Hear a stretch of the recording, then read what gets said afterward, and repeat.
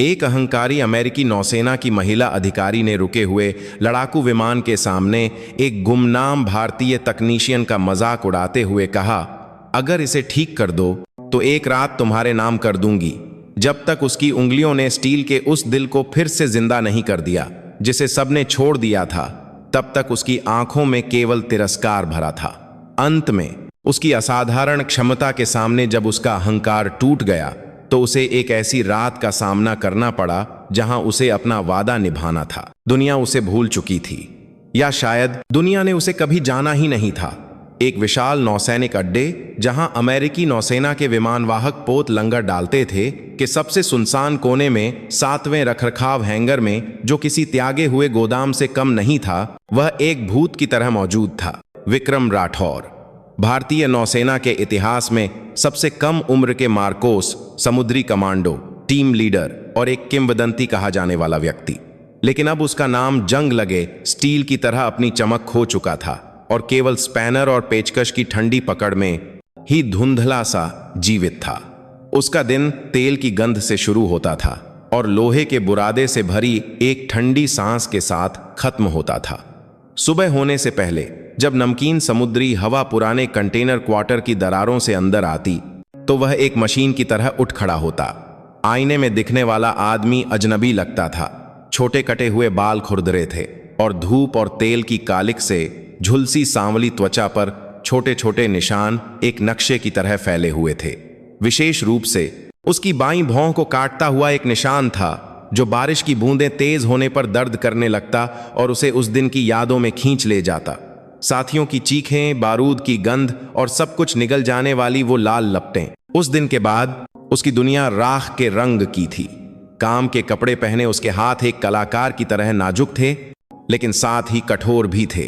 मोटी उंगलियों के जोड़ और नाखूनों के नीचे जमी काली कालिक उसके बीते हुए समय की गवाही देते थे।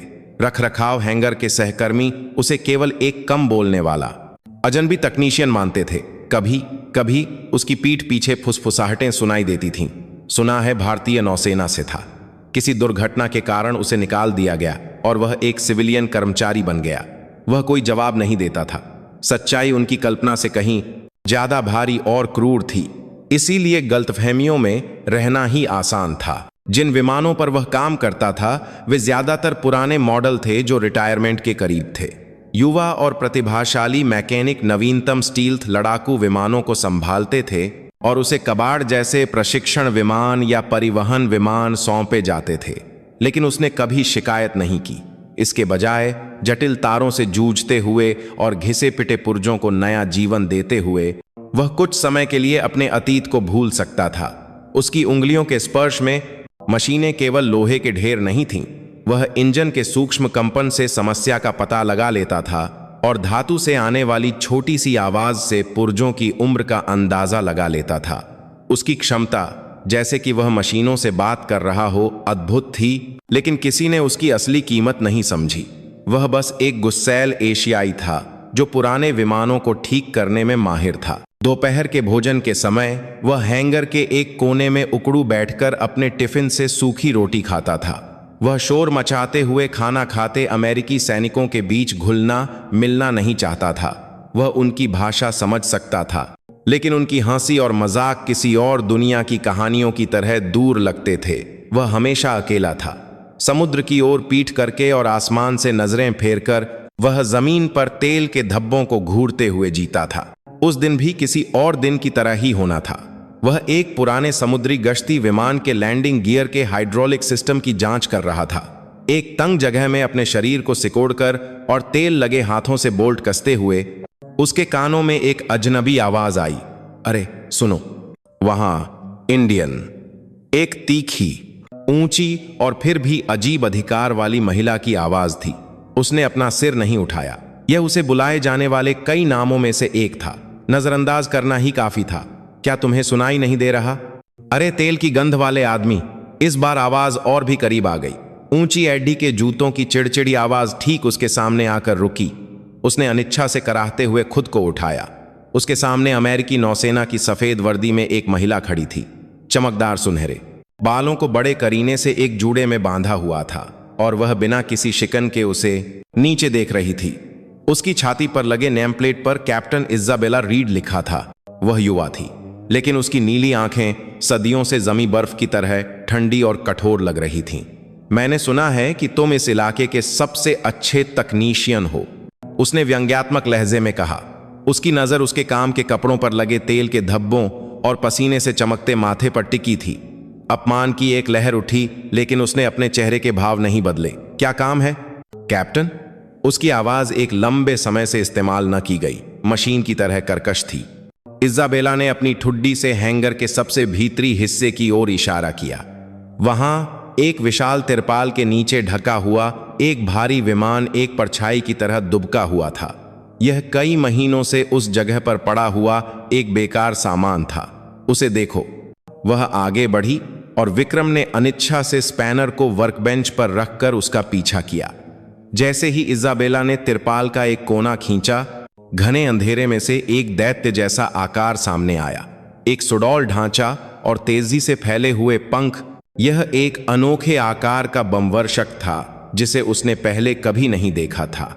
उसका मैट ब्लैक पेंट ऐसा लग रहा था जैसे वह आसपास की सारी रोशनी को सोख रहा हो, गहरा और अशुभ। वज्र की छाया, उसने कहा। अगली पीढ़ी का स्टील्थ स्ट्रैटेजिक बॉम्बर प्रोटोटाइप, इस बेस पर यह इकलौता है। उसकी आवाज में गर्व के साथ साथ गहरी झुंझलाहट भी थी। और यह खराब हो गया है। अज्ञात कारण से इसके सभी इलेक्ट्रॉनिक सिस्टम ठप हो गए हैं। मुख्यालय से आए सबसे अच्छे तकनीशियन भी हार मानकर लौट गए। मतलब यह सिर्फ लोहे का एक टुकड़ा है, उसने निष्कर्ष निकाला। विक्रम चुपचाप विमान के पास गया। उसकी आंखों ने विमान की बाहरी सतह से लेकर इंजन नोजल और कॉकपिट कैनोपी तक का तेजी से निरीक्षण किया। उसने तुरंत महसूस किया कि यह कोई साधारण खराबी नहीं थी। विमान के विभिन्न हिस्सों में एक और कॉकपिट कैनोपी तक का सूक्ष्म असंतुलन और अव्यवस्था महसूस हो रही थी। ऐसा महसूस हो रहा था जैसे कोई जीवित प्राणी किसी गहरी बीमारी से पीड़ित हो। लेकिन मैंने एक अजीब अफवाह सुनी है। इज़ाबेला ने फिर से उसकी ओर मुड़कर मजाक उड़ाया कि इस पुराने रखरखाव हैंगर में एक भूतिया कौशल वाला मैकेनिक छिपा हुआ है, एक महान तकनीशियन जो मरे हुए विमानों को भी जिंदा कर सकता है। उसने एक और कदम आगे बढ़ाया।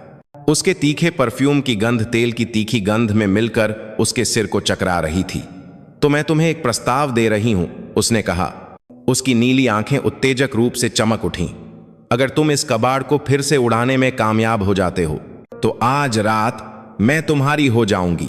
कैसा लगा? दिलचस्प प्रस्ताव है ना? तुम जैसे पुराने विमानों के बोल्ट कसने वाले के लिए यह एक बहुत बड़ा इनाम होगा। यह एक अपमानजनक टिप्पणी थी, एक भद्दा उकसावा जो एक महिला को वस्तु की तरह पेश कर रहा था। कोई भी जो उसके अतीत को जानता, वह अपने मुंह से ऐसे शब्द निकालने की हिम्मत नहीं करता। विक्रम की भौहें तन गईं। उसके अंदर सोई हुई कोई चीज जाग उठी। राख के ढेर में दबी एक छोटी सी चिंगारी भड़क उठी। उसने अपने गंदे हाथों को नीचे देखा। इन हाथों ने लोगों को मारा भी था और अपने साथियों को बचाने में असफल भी रहे थे। और अब वे केवल तेल के धब्बे पोंछने के लिए इस्तेमाल हो रहे थे। उसने फिर से सिर उठाकर वज्र की छाया को देखा। काला विशाल विमान ऐसा लग रहा था जैसे गहरे समुद्र में सोया हुआ कोई विशाल व्हेल हो। चुपचाप, लेकिन विक्रम सुन सकता था। विमान की चीख, फिर से उड़ने की उसकी बेताब पुकार। शायद यह उसके अपने भीतर से आने वाली आवाज थी। उसने कैप्टन इज़ाबेला रीड की उत्तेजक नजरों का सामना किया। उसके होठों पर एक बहुत ही हल्की, लगभग अदृश्य मुस्कान तैर गई। सालों में पहली बार उसकी आंखों में एक अलग तरह की चमक दिखाई देने लगी। ठीक है कैप्टन, मैं आपका प्रस्ताव स्वीकार करता हूं। राख और तेल की गंध के बीच उसका रुका हुआ समय फिर से खड़खड़ा कर चलने लगा था। इज़ाबेला रीड को उम्मीद नहीं थी कि वह उसका प्रस्ताव स्वीकार कर लेगा। उसने सोचा था कि वह या तो गुस्सा हो जाएगा या अपमानित होकर चला जाएगा, लेकिन उसकी प्रतिक्रिया अप्रत्याशित थी।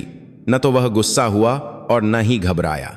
इसके बजाय उसने उसके भावहीन चेहरे के पीछे छिपी गहरी आंखों में एक अजीब सी दिलचस्पी और आत्मविश्वास पढ़ा, जैसे वह एक भूखा शिकारी हो जो अपने फेंके हुए चारे का इंतजार कर रहा था और झपट पड़ा। तुम्हें यकीन है कि तुम पछताओगे नहीं? इज़ाबेला ने अपनी बाहें बांधकर संदेह की नजरों से देखा। पछतावा हमेशा उन लोगों का हिस्सा होता है जो कुछ करते नहीं, विक्रम ने संक्षिप्त उत्तर दिया और सीधे बमवर्षक के धड़ की ओर बढ़ गया। उसने दस्ताने भी नहीं पहने थे और नंगे हाथों से ठंडे धड़ को धीरे से सहलाया, जैसे किसी पुराने दोस्त को दुलार रहा हो या किसी गंभीर रूप से बीमार मरीज की जांच कर रहे डॉक्टर की तरह। उसका स्पर्श सतर्क और सावधान था।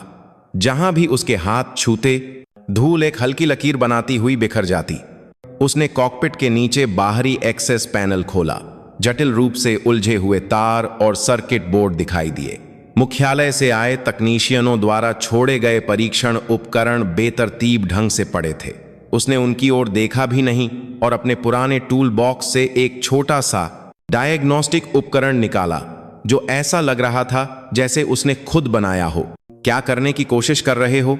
जब अत्याधुनिक डायग्नोस्टिक उपकरण भी कारण नहीं ढूंढ पाए, तो तुम उस कबाड़ से क्या कर लोगे? इज़ाबेला की आवाज में अभी भी तिरस्कार था। विक्रम ने जवाब देने के बजाय डायग्नोस्टिक उपकरण की जांच को केंद्रीय नियंत्रण इकाई के एक टर्मिनल पर सावधानी से रखा। डायग्नोस्टिक उपकरण की छोटी एलसीडी स्क्रीन पर अपठनीय संख्याएं और प्रतीक तेजी से गुजरने लगे। उसने अपनी आंखें सिकोड़ लीं और उसने प्राक खादी लाखी प्रवाह पर ध्यान केंद्रित किया। वह एक कंडक्टर की तरह लग रहा था जो एक जटिल संगीत स्कोर पढ़ रहा हो। कितना समय बीत गया। हैंगर में केवल विक्रम की धीमी सांसें और डायग्नोस्टिक उपकरण से आने वाली हल्की मशीनी आवाज ही मौजूद थी। इज़ाबेला ने अपना मजाकिया रवैया छोड़ दिया था और अनजाने में ही उसके हर एक हैरकेट पर ध्यान केंद्रित कर रही थी। वह आदमी कुछ अलग था। मशीनों के प्रति उसका रवैया किसी साधारण मैकेनिक जैसा नहीं था। ऐसा महसूस हो रहा था जैसे वह मशीन की भाषा समझता है और उससे संवाद करने की कोशिश कर रहा है। एक गहरा जुड़ाव महसूस हो रहा था। मिल गया। काफी देर बाद विक्रम ने धीरे से कहा, क्या मिल गया? कोई एरर कोड या कोई भौतिक क्षति? इज़ाबेला ने लगभग डांटते हुए पूछा। नहीं, वैसा कुछ नहीं। विक्रम ने डायग्नोस्टिक उपकरण नीचे रखकर उसकी ओर देखा। यह विमान बीमार है कैप्टन, बहुत गहराई से बीमार है। मजाक करने का समय नहीं है, विस्तार से समझाओ। इस बम वर्षक का केंद्रीय नियंत्रण प्रणाली इंसान के दिमाग की तरह है। करोड़ों इलेक्ट्रॉनिक सिग्नल मस्तिष्क की नसों की तरह आपस में जुड़कर पूरे विमान को नियंत्रित करते हैं। लेकिन किसी ने बहुत ही चालाकी से उस तंत्रिका नेटवर्क में से एक को काट दिया है। यह कोई भौतिक वियोग नहीं है, बल्कि एक तरह की इलेक्ट्रॉनिक बेहोशी की स्थिति है। सिस्टम को यह भी नहीं पता कि वह खराब हो गया है और वह गहरी नींद में सो रहा है। उसका स्पष्टीकरण तकनीकी शब्दों के बजाय चिकित्सा उपमाओं के करीब था। इज़ाबेला ने अपनी भौहें सिकोड़ लीं। यह कुछ ऐसा था जो उसने रिपोर्ट में नहीं सुना था। ऐसा किसने और क्यों किया होगा, यह मैं नहीं बता सकता, लेकिन इस तरह का हमला बाहरी हैकिंग से असंभव है। यह एक तरह का स्लीप वायरस है जिसे डिजाइन या अंतिम असेंबली चरण के दौरान किसी अंदरूनी सूत्र द्वारा लगाया गया है। जब कुछ शर्तें पूरी होती हैं तो यह सक्रिय हो जाता है और पूरे विमान को कोमा की स्थिति में डाल देता है। विक्रम फिर से विमान की ओर मुड़ा। उसने अपने टूल बॉक्स से एक नाजुक सोल्डरिंग आयरन और कुछ विशेष मिश्र धातु के तार निकाले। अब इलाज शुरू करना होगा। टूटी हुई नस को फिर से जोड़ने का एक ऑपरेशन। यह बहुत ही नाजुक काम है, इसलिए कृपया अपनी सांस भी धीमी रखें। उसका लहजा विनम्र था, लेकिन उसमें एक दृढ़ता थी जो इनकार की अनुमति नहीं देती थी। इज़ाबेला का अहंकार आहत हुआ, लेकिन उसने अनजाने में अपना मुंह बंद कर लिया और उसकी उंगलियों पर नजर गड़ा दी। तभी असली जादू शुरू हुआ। विक्रम के हाथ इतनी तेजी से चले कि वे दिखाई नहीं दे रहे थे। उसने सैकड़ों तारों में से ठीक जरूरत के कुछ तारों को चुना और बालों से भी पतले सर्किट पर सूक्ष्म सोल्डरिंग शुरू कर दी। उसके माथे पर पसीने की बूंदें उभर आईं, लेकिन उसके हाथों में जरा भी कंपन नहीं था। वह ऐसा लग रहा था जैसे वह विमान के साथ पूरी तरह से एक हो गया हो, जैसे अपने ही शरीर के किसी हिस्से का ऑपरेशन कर रहा हो। इज़ाबेला ने अपनी सांस रोक ली। उसने कई जिंगिंग पायलट और तकनीशियनों को देखा था, लेकिन ऐसा आदमी उसने पहले कभी नहीं देखा था। वह मशीन को ठीक नहीं कर रहा था, वह मशीन को जिंदा कर रहा था। एक जादूगर की तरह जो राख में बुझ रही जीवन की चिंगारी को फिर से जला रहा हो। उसके हर हरकत में एक पवित्रता का भाव था। काम कई और घंटों तक चला। हैंगर के बाहर पहले ही घना अंधेरा छा चुका था। विक्रम ने आखिरी सर्किट को जोड़ा और एक गहरी सांस ली। उसने काम की बत्ती बंद कर दी और कॉकपिट की ओर चला। अब कॉकपिट में चढ़कर मुख्य पावर चालू करें, कैप्टन। इज़ाबेला ने आधा अधूरा विश्वास करते हुए सीढ़ी चढ़ी और कॉकपिट में बैठ गई। ठंडे और बेजान उपकरण, पैनल और स्क्रीन। उसने एक गहरी सांस ली और लाल कवर से ढके मुख्य पावर स्विच की ओर अपना हाथ बढ़ाया। कवर उठाने और स्विच दबाने का वह छोटा सा पल अनंत काल जैसा लगा। कुछ नहीं हुआ। 1 सेकंड, 2 सेकंड, 3 सेकंड, खामोशी छाई रही। इज़ाबेला के चेहरे पर निराशा छा गई। क्या यह सब व्यर्थ था? जैसे ही वह कुछ व्यंग्यात्मक कहने वाली थी, ठीक उसी पल बीप, एक छोटी सी बजर की आवाज के साथ कॉकपिट के कोने में एक आपातकालीन बत्ती धीमी सी जल उठी। इसके साथ ही मरे हुए उपकरण, पैनल एक एक करके जिंदा होने लगे। हरी, नीली और लाल बत्तियां अंधेरे कॉकपिट को रहस्यमय तरीके से रंगने लगीं। स्क्रीन पर बूटिंग लोगो दिखाई दिया और जल्द ही जटिल उड़ान जानकारी से भर गया। एक धीमी गूंज के साथ पूरा विमान धीरे धीरे कांपने लगा। इंजन को शक्ति मिल रही थी और पंखों के फ्लैप परीक्षण के तौर पर हिल रहे थे। यह एक शानदार दृश्य था, जैसे कोई विशालकाय लंबी नींद से जागकर अंगड़ाई ले रहा हो। इज़ाबेला अपना मुंह बंद नहीं कर सकी। वह अपनी आंखों के सामने हो रहे दृश्य पर विश्वास नहीं कर पा रही थी। दर्जनों शीर्ष विशेषज्ञों ने जिस वज्र की छाया को छोड़ दिया था, वह उस कम बोलने वाले पूर्वी तकनीशियन के हाथों फिर से जाग उठा था। वह कॉकपिट से नीचे उतरी और विक्रम के सामने खड़ी हो गई। उसका चेहरा पसीने और तेल से लथपथ था, लेकिन वह पहले से कहीं ज्यादा तीव्रता से चमक रहा था। उसकी गहरी आंखों में संतोष की ज्वाला धीरे धीरे जल रही थी। तुम आखिर हो कौन? इज़ाबेला की आवाज कांप रही थी। तिरस्कार और मजाक गायब हो चुके थे और उनकी जगह शुद्ध विस्मय और एक अज्ञात भय ने ले ली थी। विक्रम थोड़ा मुस्कुराया। यह पहली बार था जब उसने उसे मुस्कुराते हुए देखा था। मेरा काम खत्म हो गया है कैप्टन, अब वादा निभाने की बारी आपकी है। उसके शब्दों पर इज़ाबेला का चेहरा लाल हो गया। उसका अपना ही लापरवाह और अपमानजनक प्रस्ताव एक बूमरैंग की तरह लौटकर उसे मार गया था। लेकिन वह अमेरिकी नौसेना की एक अधिकारी थी। उसे अपने कहे शब्दों की जिम्मेदारी लेनी थी। सबसे बढ़कर वह इस आदमी के बारे में और जानना चाहती थी। यह केवल जिज्ञासा से परे एक तीव्र आकर्षण था। ठीक है, मैं अपना वादा निभाऊंगी, इज़ाबेला ने शांत दिखने की कोशिश करते हुए कहा। मेरे क्वार्टर चलो, यहां से ज्यादा दूर नहीं है। वह आगे बढ़ी और विक्रम चुपचाप उसके पीछे हो लिया। हैंगर के दरवाजे की दरार से आती चांदनी पुनर्जीवित वज्र की छाया को चांदी की तरह चमका रही थी। विशाल स्टील के पंख गर्व से खड़े थे, जैसे वे किसी भी पल आसमान में उड़ने के लिए तैयार हों। इज़ाबेला रीड का क्वार्टर बेस के ऑफिसर क्वार्टर सेक्शन में स्थित एक साफ सुथरा अपार्टमेंट था। दरवाजा खोलते ही तेल की गंध के बजाय हल्की कॉफी और ताजे धुले लिनेन की खुशबू ने उसका स्वागत किया। अंदर का माहौल किसी सैनिक के क्वार्टर जैसा नहीं, बल्कि बहुत ही व्यवस्थित और आरामदायक था। दीवारों पर कुछ अमूर्त पेंटिंग्स लगी थीं और बुकशेल्फ पर सैन्य रणनीति की किताबों के अलावा क्लासिक साहित्य की किताबें भी करीने से रखी हुई थीं। यह एक ऐसी जगह थी जो दिखाती थी कि उसका बाहरी व्यक्तित्व जितना कठोर था, उतना ही उसका आंतरिक मन भी व्यवस्थित था। वहीं रुको, इज़ाबेला ने प्रवेश द्वार पर खड़े विक्रम पर चिल्लाया। मैं तुम्हारे शरीर की गंध अपने घर में नहीं लाना चाहती। वह बाथरूम में चली गई। कुछ देर बाद वह कुछ तौलिए, एक साफ टी शर्ट और एक ढीली ट्रैक पैंट लेकर लौटी। पहले नहा लो, गेस्ट बाथरूम उस तरफ है। उसने दालान के अंत की ओर इशारा किया। उसका लहजा अभी भी रूखा था, लेकिन उसमें पहले से अलग एक सूक्ष्म भावना मिली हुई थी। यह घबराहट, जिज्ञासा और शायद थोड़ी सी परवाह का मिश्रण था। विक्रम ने चुपचाप कपड़े लिए और बाथरूम की ओर बढ़ गया। गर्म पानी की धारा जैसे ही उसके शरीर पर पड़ी, दिन भर की थकान और तनाव पिघलते हुए महसूस हुए। आईने में उसका शरीर घावों से भरा हुआ था। गोली के निशान, चाकू के घाव और छर्रों की खरोंचें धब्बों की तरह उसके अतीत की गवाही दे रही थीं। उसने अपनी आंखें बंद कर लीं। पानी की आवाज के पार उसे अपने साथियों की चीखें सुनाई दे रही थीं। उसने जोर से अपना सिर हिलाकर उस भ्रम को दूर किया। अतीत मर चुका था। वह विक्रम राठौर नहीं, बल्कि सिर्फ एक गुमनाम मैकेनिक था। जब वह नहाकर बाहर आया तो इज़ाबेला ने लिविंग रूम की मेज पर 2 व्हिस्की के गिलास और कुछ हल्के नाश्ते तैयार कर रखे थे। वह भी नहा चुकी थी। उसके गीले सुनहरे बाल एक तौलिए में लिपटे हुए थे और वह एक आरामदायक लाउंजवियर में थी। बिना मेकअप के उसका चेहरा छोटा लग रहा था, लेकिन उसकी नीली आंखें अभी भी गहरी और ठंडी थीं। बैठो, उसने सामने वाले सोफे की ओर इशारा किया। जब विक्रम बैठ गया तो उसने व्हिस्की का गिलास उसकी ओर खिसका दिया। धन्यवाद, अंत में उसने ईमानदारी से कहा। वज्र की छाया, वह वाकई अद्भुत था। यह सिर्फ मेरा काम है, विक्रम ने संक्षिप्त उत्तर दिया और गिलास उठाकर व्हिस्की का एक घूंट लिया। जलती हुई तरल ने उसके गले से नीचे उतरकर उसके पेट को गर्म कर दिया। काम? मैंने तुम जैसे तकनीशियन को पहले कभी नहीं देखा। तुम मशीनों से बात करते हुए लग रहे थे, जैसे वे जीवित प्राणी हों, इज़ाबेला ने अपने गिलास से खेलते हुए कहा।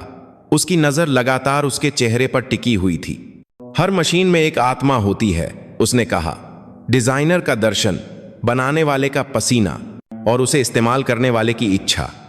अगर आप इसे नहीं समझते हैं तो आप सिर्फ एक मिस्त्री बनकर रह जाते हैं। तो तुम सिर्फ एक मिस्त्री नहीं हो और न ही कोई महान व्यक्ति हूं। विक्रम ने बात छोटी कर दी। वह अपनी पहचान उजागर नहीं करना चाहता था। इस महिला के साथ उलझना खतरनाक था। उसका अतीत सिर्फ उसका अपना नहीं था। दोनों के बीच एक अजीब सी खामोशी छा गई। केवल व्हिस्की के गिलासों के टकराने की आवाज ही सन्नाटे को तोड़ रही थी। इज़ाबेला ने कुछ तय करते हुए अपना मुंह खोला। वज्र की छाया, यह सिर्फ एक बमवर्षक नहीं है। उसकी आवाज धीमी हो गई। यह मेरे पिता की विरासत है। विक्रम की आंखें पहली बार थोड़ी बड़ी हुईं। मेरे पिता जोनाथन रीड उस बमवर्षक के मुख्य डिजाइनर थे। विमान डिजाइन के क्षेत्र में उन्हें एक प्रतिभाशाली व्यक्ति माना जाता था। वज्र की छाया उनका मैग्नम ओपस था, जिसमें उनका सब कुछ लगा हुआ था। उनका सपना था कि वे आकाश का एक ऐसा भूत बनाएं जो मौजूदा सभी स्टील्थ तकनीकों से परे हो। उसकी आवाज कांपने लगी। लेकिन जब प्रोजेक्ट अपने अंतिम चरण में था, तब मेरे पिता की एक रहस्यमय दुर्घटना में मृत्यु हो गई। इसे प्रयोगशाला में एक साधारण गैस रिसाव के रूप में बंद कर दिया गया, लेकिन मुझे इस पर विश्वास नहीं है। मेरे पिता ऐसे नहीं थे। वह हमेशा सुरक्षा को प्राथमिकता देते थे। इज़ाबेला ने अपनी व्हिस्की एक ही घूंट में खत्म कर दी और मेरे पिता की मृत्यु के ठीक बाद यह पता चला कि वज्र की छाया का कुछ मुख्य डिजाइन डेटा लीक हो गया था। सेना के उच्च अधिकारियों ने इसे दबा दिया। लेकिन मुझे पता है, किसी ने मेरे पिता की हत्या की और तकनीक चुरा ली। और आज तुमने जिस स्लीप वायरस की बात की, वह निश्चित रूप से मेरे पिता के हत्यारों का काम होगा। वे नहीं चाहते थे कि प्रोटोटाइप सफलतापूर्वक उड़े और इसका प्रदर्शन दुनिया के सामने आए। उसकी कहानी चौंकाने वाली थी।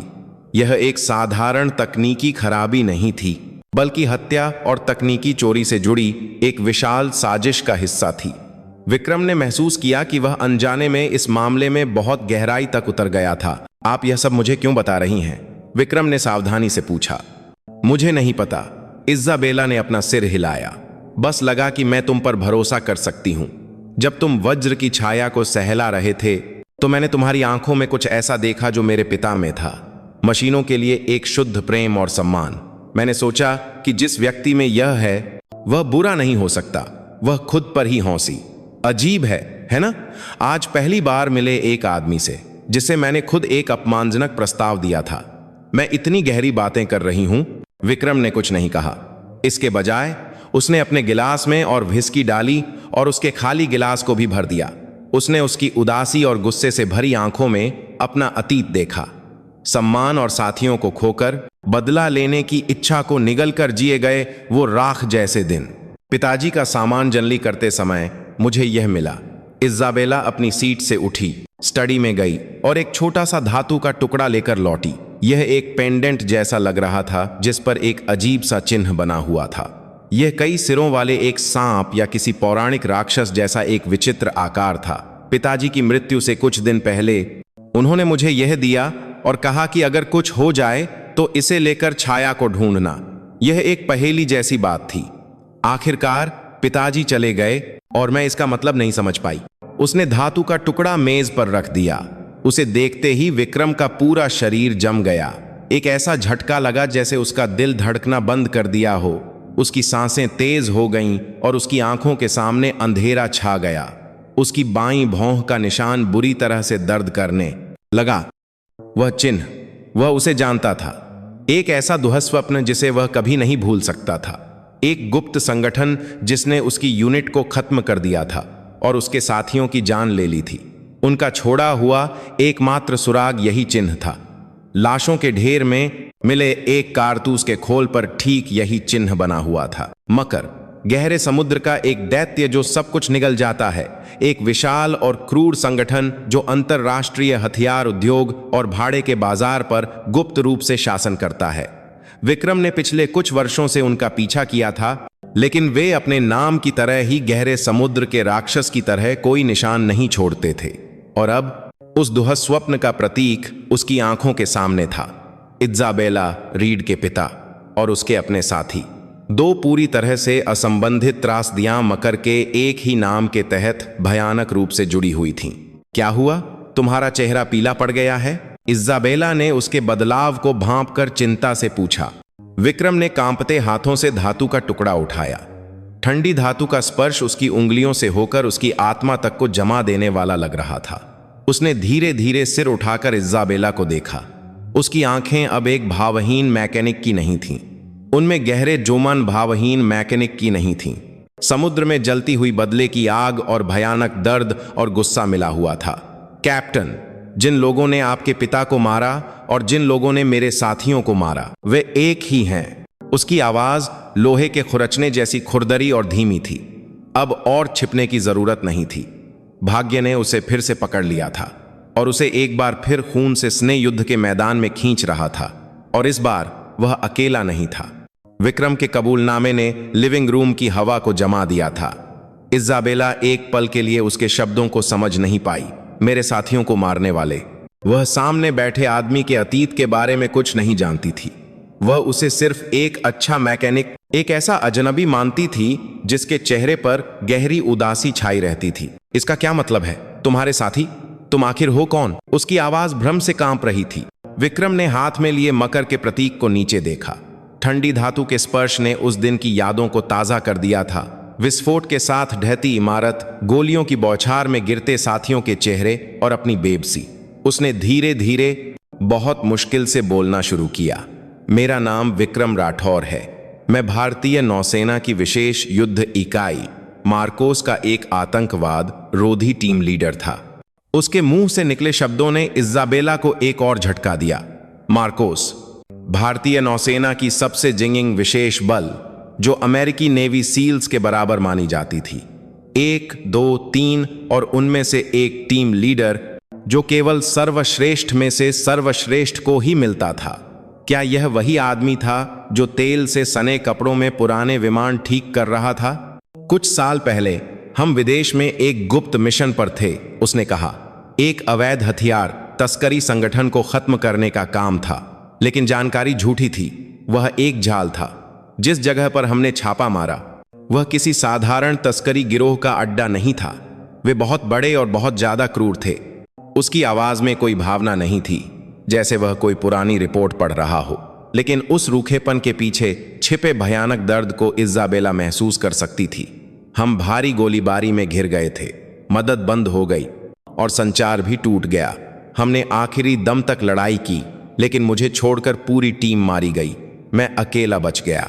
उसकी भौं का निशान और भी गहरा लग रहा था। उस अफरा तफरी में जब मैं किसी तरह बाहर निकला तो मुझे दुश्मनों की लाशों पर यह मिला। उसने मकर के प्रतीक की ओर इशारा किया। जांच से पता चला कि वे मकर नामक एक गुप्त संगठन के थे, लेकिन बस यहीं तक। सेना के उच्च अधिकारियों ने मामले को छोटा करके दबाने की कोशिश की। राजनीतिक मुद्दे, राजनयिक तनाव, उन्होंने इन्हीं बातों की चिंता की। अंत में मिशन की विफलता का सारा दोष मुझ पर डालकर मुझे अपमानजनक रूप से सेवानिवृत्त कर दिया गया। मुझे मेरे देश और मेरी सेना ने त्याग दिया। उसने सब कुछ खो दिया था, साथी, सम्मान, देश। उसके पास केवल भयानक यादें और बदले की आग बची थी। उसने मकर का पीछा करने की कोशिश की, लेकिन उस विशाल संगठन का असली चेहरा एक परछाई की तरह पकड़ में नहीं आया। अंत में उसने सब कुछ छोड़ दिया और इस अमेरिकी सैन्य अड्डे पर छिप गया, जो दुनिया के अंत जैसा था। अपने अतीत को भूलने और विक्रम राठौर नाम को मिटाने के लिए, सिर्फ एक गुमनाम मैकेनिक के रूप में जीने के लिए। कहानी खत्म करके विक्रम ने एक थके हुए आदमी की तरह गहरी सांस ली। लंबे समय से दिल में दबे घावों को बाहर निकालना मांस को चीरने जैसा दर्दनाक था। इज़ाबेला के पास कहने के लिए शब्द नहीं थे। अपने पिता की मृत्यु की जो त्रासदी उसने झेली थी, वह इस आदमी के दर्द के सामने शायद छोटी लग रही थी। उसे एहसास हुआ कि वह कितनी मूर्ख थी। वह केवल अपने दर्द में डूबी हुई थी और उसके घावों को देखे बिना उसने एक लापरवाह उकसावा किया था। मुझे माफ कर दो। उसकी आवाज धीरे से कांपी। मुझे नहीं पता था कि तुम्हारे साथ इतना कुछ हुआ है। मुझे सच में माफ कर दो। माफी मांगने की जरूरत नहीं है, यह सब बीत चुका है। विक्रम ने अपना सिर हिलाया, लेकिन उसकी आंखें अभी भी अतीत में थीं। इज़ाबेला अपनी जगह से उठी और उसके पास जाकर बैठ गई और धीरे से, बहुत धीरे से उसने उसका हाथ पकड़ लिया। तेल और कठोर त्वचा से ढका उसका हाथ खुरदरा था, लेकिन उसमें गहरी उदासी के साथ साथ एक गर्माहट भी महसूस हो रही थी। नहीं, यह बीता नहीं है, उसने कहा। तुम और मैं, अब हमारा दुश्मन एक ही है। उसकी नीली आंखें दृढ़ता से चमक उठीं। मकर, उन्होंने मेरे पिता को मारा और तुम्हारे साथियों को मारा। अब हम अकेले नहीं हैं। विक्रम ने उसके चेहरे को देखा। उसकी आंखों में दया या सहानुभूति नहीं थी। यह एक गहरा बंधन और संकल्प था जो केवल उन लोगों में हो सकता है जो एक ही घाव साझा करते हैं। उसे पहली बार ऐसा लगा जैसे उसे कोई ऐसा मिला है जो उसके दर्द को समझता है। उस रात दोनों ने और बात नहीं की, लेकिन खामोशी में उन्होंने बहुत कुछ महसूस किया। उन्होंने एक दूसरे के घावों को देखा और एक दूसरे के गुस्से को समझा। इज़ाबेला का शुरुआती भद्दा और उत्तेजक प्रस्ताव अब एक बिल्कुल अलग अर्थ ले चुका था। यह शारीरिक मिलन नहीं था, बल्कि दो घायल आत्माओं का मिलन था। इज़ाबेला ने उसका हाथ छोड़ा और उसके गाल को सहलाया, और फिर उसने धीरे से उसकी भौं के निशान पर चूमा। यह एक सांत्वना थी और एक शपथ भी। यह एक अनकहा वादा था कि मैं तुम्हारा दर्द अपने साथ उठाऊंगी। विक्रम ने उसे अपनी बाहों में भर लिया। उसका नाजुक शरीर कांप रहा था। उसने महसूस किया कि वह उसके माध्यम से अपनी खोई हुई मानवीय भावनाओं को फिर से पा रहा है। उसकी राख जैसी दुनिया में, जिसमें केवल बदला था, एक छोटी सी गर्माहट घुल रही थी। दोनों सोफे पर टिके हुए खिड़की के बाहर भोर होते हुए देखते रहे। रात भर की बारिश रुक गई थी और पूर्वी आकाश हल्के नारंगी रंग में रंगने लगा था। एक लंबी अंधेरी रात खत्म हो रही थी और एक नई सुबह आ रही थी। अब हमें क्या करना चाहिए? इज़ाबेला ने उसकी गोद में सिर रखे हुए धीरे से पूछा। पहले हमें दुश्मन को जानना होगा। विक्रम की आवाज फिर से शांत हो गई थी, लेकिन यह पहले की तरह खोखली शांति नहीं थी। यह एक तेज, धारदार चाकू जैसी शांति थी जिसका एक स्पष्ट लक्ष्य था। मकर कैसा संगठन है? इसका नेतृत्व कौन करता है? और उनका अगला लक्ष्य क्या है? तुम्हारे पिता की छोड़ी हुई चीजों में कुछ और नहीं था? उस प्रतीक के अलावा कोई और सुराग? इज़ाबेला कुछ देर सोच में डूबी रही। एक एन्क्रिप्टेड डेटा चिप पिताजी ने अपनी मृत्यु से ठीक पहले मुझे दी थी। सेना की सबसे अच्छी क्रिप्टोग्राफी टीम भी उसे डिकोड नहीं कर पाई। उन्होंने निष्कर्ष निकाला कि यह सिर्फ बेकार डेटा का एक ढेर है। विक्रम की आंखें चमक उठीं। क्या मैं उसे देख सकता हूं? बिल्कुल, मैं अभी लाती हूं। इज़ाबेला उठी और अपनी स्टडी की ओर चली गई। विक्रम ने खिड़की के बाहर उगते सूरज को देखा। अंधेरा अभी पूरी तरह से नहीं गया था, लेकिन अब वह अंधेरे में अकेला नहीं था। उसके बगल में एक ही घाव वाली एक और ज्वाला जल रही थी। जैसे प्रोमेथियस ने इंसानों को आग दी थी, वैसे ही मौत के मुंह से लौटी वज्र की छाया ने अब उन्हें बदले की चिंगारी दी थी। और वह चिंगारी जल्द ही उस विशाल राक्षस मकर को निगलने वाली एक विशाल आग बनने वाली थी, जो दुनिया को निगलने की कोशिश कर रहा था। वादे की रात खत्म हो गई थी और अब न्याय का दिन शुरू हो रहा था। इज़ाबेला जो डेटा चिप लाई थी, वह नाखून के आकार की एक काली माइक्रोचिप थी। बाहरी रूप से यह एक साधारण स्टोरेज डिवाइस जैसा लग रहा था। उसने एक लैपटॉप लाकर चिप को जोड़ा। स्क्रीन पर केवल एक टेक्स्ट फाइल दिखाई दी, जिसमें अर्थहीन अक्षर और संख्याएं बेतरतीब ढंग से व्यवस्थित थीं। बस यही है। सेना के क्रिप्टोग्राफी विशेषज्ञों ने ब्रूट फोर्स हमलों से लेकर सभी ज्ञात डिक्रिप्शन एल्गोरिदम तक सब कुछ आजमाया, लेकिन वे असफल रहे। उन्होंने कहा कि यह एन्क्रिप्शन के बजाय टूटा हुआ डेटा जैसा लगता है, इज़ाबेला ने निराश स्वर में कहा। विक्रम ने ध्यान से स्क्रीन को देखा। वह कंप्यूटर विशेषज्ञ नहीं था, लेकिन विशेष बलों में उसने जो क्रिप्टोग्राफी और सूचना विश्लेषण कौशल सीखे थे, वे किसी भी विशेषज्ञ से कम नहीं थे। उसने बेतरतीब अक्षरों के तार में सूक्ष्म पैटर्न खोजना शुरू किया। कुछ अक्षरों की पुनरावृत्ति संख्यात्मक सरणियों में नियमितता और यहां तक कि रिक्त स्थान के अंतराल भी। उसका दिमाग एक सुपर कंप्यूटर की तरह तेज ही से डेटा का विश्लेषण और संयोजन कर रहा था। यह एक सामान्य एन्क्रिप्शन नहीं है। कुछ देर स्क्रीन को घूरने के बाद विक्रम ने कहा, एन्क्रिप्शन इस आधार पर बनाया जाता है कि उसे तोड़ा जाएगा, लेकिन यह छिपाने के उद्देश्य से बनाया गया है। यह डेटा के समुद्र में एक बहुत छोटा द्वीप छिपाने जैसा है। यदि आप द्वीप के निर्देशांक नहीं जानते हैं तो आप उसे कभी नहीं ढूंढ सकते। तो क्या कोई रास्ता नहीं है? नहीं, हमें निर्देशांक खोजने के लिए एक कुंजी की जरूरत है। कैप्टन रीड के पिता ने निश्चित रूप से वह कुंजी कहीं छोड़ी होगी, कुछ बहुत ही व्यक्तिगत, कुछ ऐसा जो केवल आप जान सकती हैं। इजाबेला ने अपनी भौहें सिकोड़ लीं। उसके पिता के साथ उसकी यादें बहुत सारी और विशाल थीं। उसने उन कहानियों, किताबों और संगीत को याद करना शुरू किया जो उसके पिता उसे बचपन में सुनाते थे। पिताजी को रविंद्रनाथ टैगोर की कविताएं बहुत पसंद थीं, खासकर एकला चलो रे। वह अक्सर कहते थे कि जब सच्चाई के लिए लड़ रहे हो तो भले ही कोई साथ न दे, अकेले चलना पड़ता है। विक्रम की आंखें चमक उठीं। एकला चलो रे, क्या उस कविता से जुड़ा कोई विशेष शब्द या संख्या है? कुछ ऐसा जिस पर आपके पिता ने विशेष जोर दिया हो?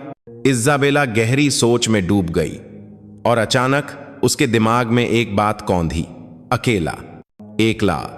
और वह हमेशा कहते थे कि सच्चाई की राह पर पहला कदम सबसे महत्वपूर्ण होता है। उन्होंने मुझे मेरा पहला साइकिल चलाना 1995 में सिखाया था। यह एक बहुत ही खास याद थी। एकला और 1995।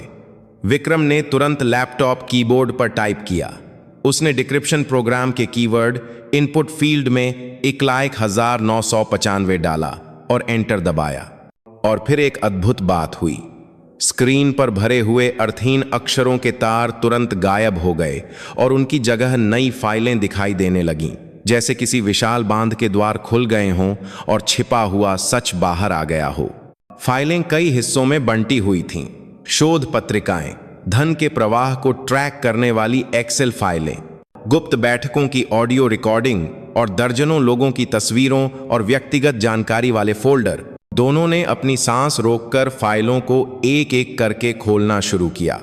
यह मकर के असली चेहरे का एक भयानक रिकॉर्ड था। मकर केवल हथियार तस्करी करने वाला एक आपराधिक गिरोह नहीं था। यह एक विशाल छाया सरकार थी जो दुनिया भर के हथियार निर्माताओं, वित्तीय पूंजी और यहां तक कि कुछ देशों की खुफिया एजेंसियों से भी मकड़ी के जाले की तरह जुड़ी हुई थी। वे संघर्षरत क्षेत्रों में हथियार पहुंचाकर युद्धों को भड़काते थे और इस प्रक्रिया में भारी मुनाफा कमाते थे। जो राजनेता या व्यवसायी उनके हितों के आड़े आते, वे उन्हें बेरहमी से मरवा देते थे।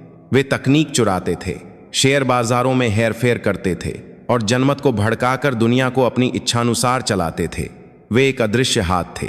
इजाबेला के पिता जोनाथन रीड ने वज्र की छाया परियोजना पर काम करते हुए पाया कि परियोजना में निवेश किए गए धन का एक हिस्सा मकर तक जा रहा था। उन्होंने जोखिम उठाकर गुप्त रूप से उनके धन के प्रवाह को ट्रैक किया और इस प्रक्रिया में मकर के मुख्य लोगों और उनके आपराधिक कृत्यों के सबूत इकट्ठा किए।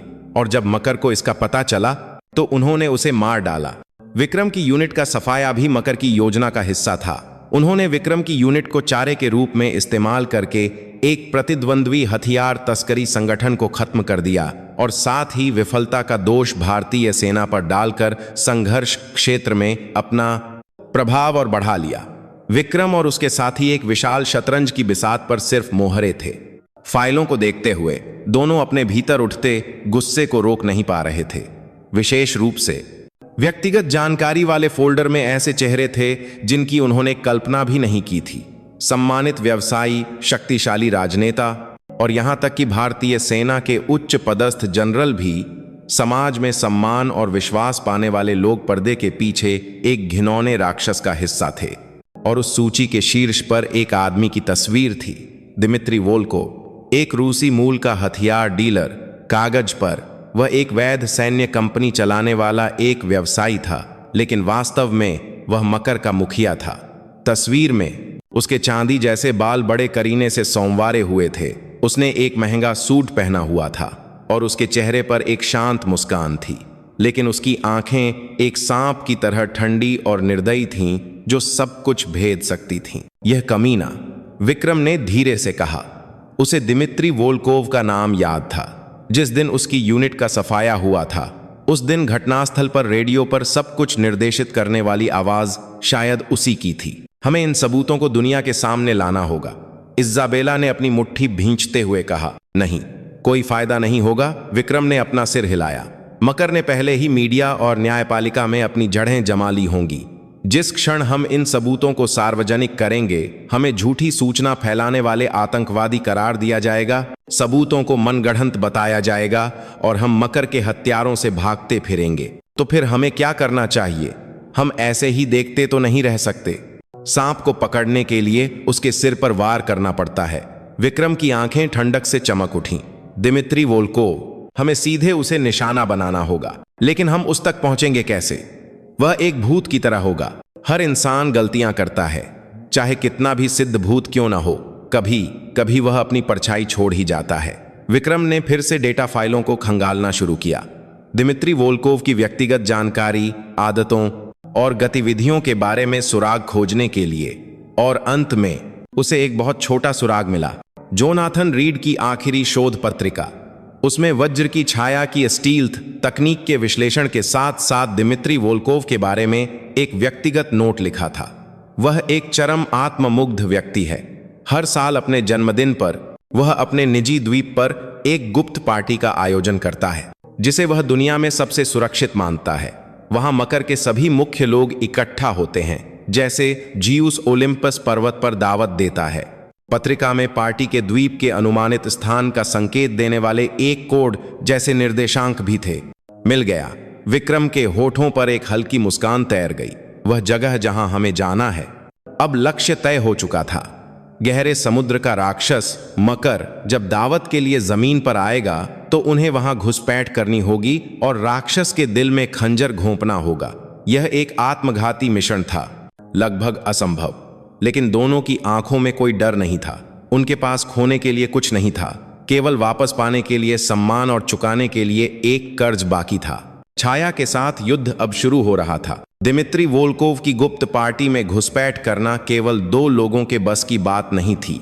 द्वीप को घेरे हुए अत्याधुनिक सुरक्षा प्रणाली, मकर के जिंगिंग भाड़े के सैनिक और पार्टी में शामिल होने वाले विश्व के शक्तिशाली लोगों की पहचान की प्रक्रिया पार करने के लिए बहुत सी बाधाएं थीं। विक्रम को अंतिम पहेली का टुकड़ा याद आया। समीर जोशी, उसकी पुरानी यूनिट का सदस्य और सर्वश्रेष्ठ संचार और सूचना विशेषज्ञ, सेना में रहते हुए समीर को भूत घोस्ट के नाम से जाना जाता था। वह दुनिया के किसी भी कंप्यूटर नेटवर्क में अपने घर की तरह घुस सकता था और कोई भी एन्क्रिप्शन उसके सामने टिक नहीं पाता था। अगर विक्रम मिशन पर दुश्मन के दिल में घुसने वाला खंजर था, तो समीर वह ढाल और कंपास था जो उस खंजर के लिए रास्ता बनाता था और उसकी आंखें और कान बनता था। लेकिन उस त्रासदी के बाद समीर से संपर्क टूट गया था। विक्रम की तरह उसने भी जीवित रहने की अफवाहें सुनी थीं, लेकिन वह कहां और कैसे रह रहा था, यह कोई नहीं जानता था। सैन्य रिकॉर्ड में उसे मृत घोषित कर दिया गया था। उसने खुद को दुनिया से मिटा दिया था और एक भूत की तरह छिपा हुआ था। हमें उसे ढूंढना होगा। विक्रम ने इज़ाबेला को समीर जोशी के बारे में बताया। अगर वह हमारे साथ है तो वह द्वीप की सुरक्षा को निष्क्रिय कर सकता है और हमारे लिए घुसपैठ का रास्ता खोल सकता है। उसके बिना यह मिशन शुरू भी नहीं हो सकता। लेकिन हम उसे कैसे ढूंढेंगे? एक ऐसे व्यक्ति को जिसे मृत घोषित कर दिया गया है। उसने एक निशान छोड़ा है, एक आपातकालीन संपर्क नेटवर्क जिसे केवल हम जानते हैं, एक बहुत पुराना तरीका जिसे अब कोई इस्तेमाल नहीं करता। विक्रम ने एक पुराना लैपटॉप चालू किया और एक पुराने टेक्स्ट आधारित ऑनलाइन चैट सिस्टम में लॉग इन किया।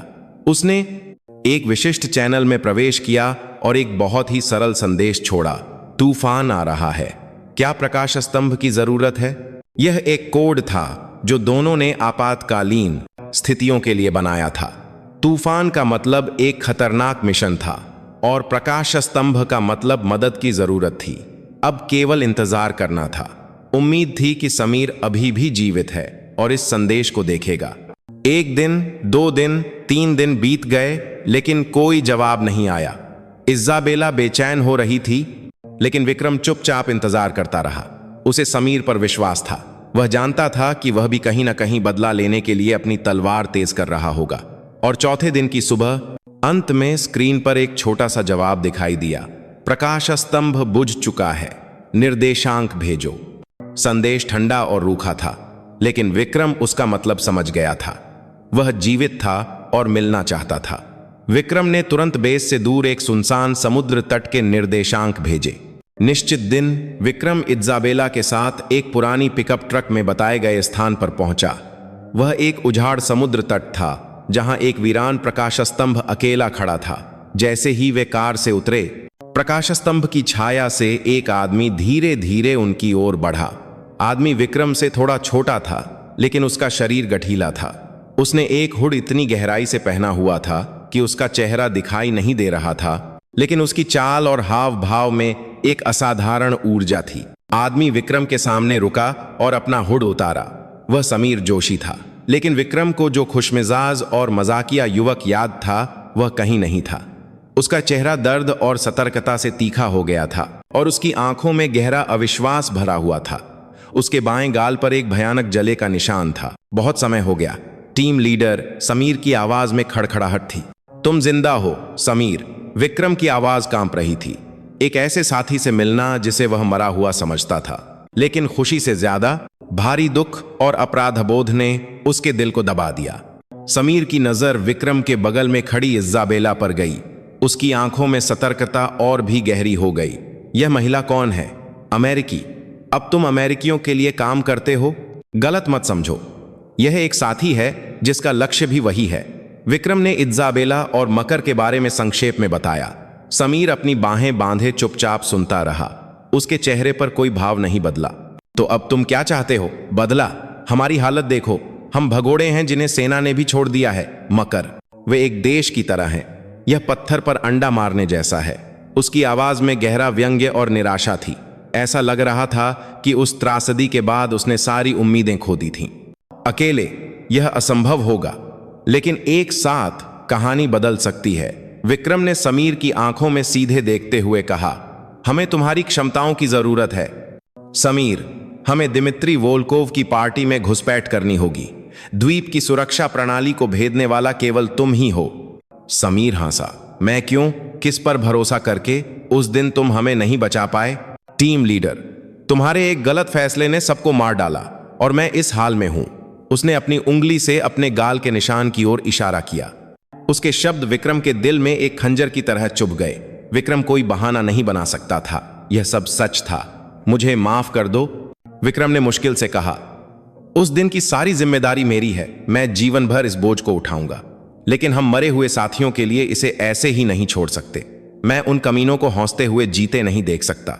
विक्रम की सच्ची माफी और गुस्से से भरी चीख ने समीर की आंखों को हिला दिया। उसने भी एक पल के लिए उस दिन का बदला नहीं भूला था। वह बस इस निराशा में फंसा हुआ था कि वह अकेले कुछ नहीं कर सकता। तभी चुपचाप खड़ी इज़ाबेला आगे बढ़ी। समीर जोशी है ना? मैं कैप्टन इज़ाबेला रीड हूं। मेरे पिता को मकर ने मार डाला था। विक्रम की तरह मैं भी उनसे बदला लेने के लिए सब कुछ दांव पर लगा दूंगी। हमें आपकी मदद की सख्त जरूरत है। उसकी दृढ़ और सच्ची आवाज ने समीर के दिल को छू लिया। उसने लंबे समय तक दोनों को बारी बारी से देखा, एक घायल भेड़िया जैसा आदमी और एक मजबूत महिला जिसने अपने पिता की मृत्यु के दुख को गुस्से में बदल दिया था।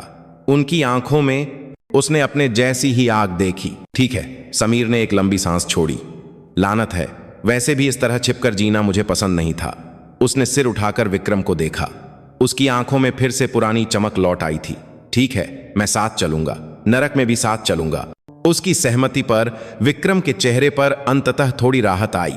लेकिन एक शर्त है, इस मिशन का नेतृत्व मैं करूंगा। संचार, सूचना, हैकिंग, सारा अधिकार मेरे पास होगा। टीम लीडर, तुम मैदान में मेरे निर्देशों का पालन करोगे। मैं उस दिन जैसी गलती दोहराना नहीं चाहता। उसकी शर्त दृढ़ थी।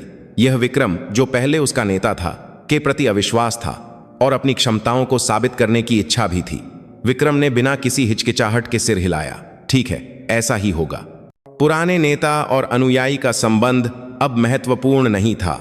वे अब एक ही उद्देश्य वाले साथी थे, जिनका सामना एक विशाल दुश्मन मकर से था।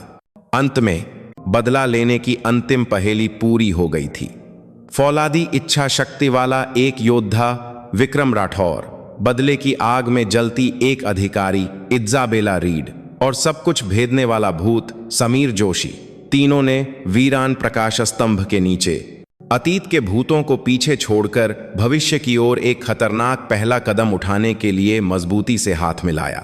समुद्र जैसे कि उनके संकल्प को जानता हो, उग्र लहरें उठाकर दहाड़ रहा था। समीर जोशी के शामिल होने से बदला लेने की योजना ने गति पकड़ ली।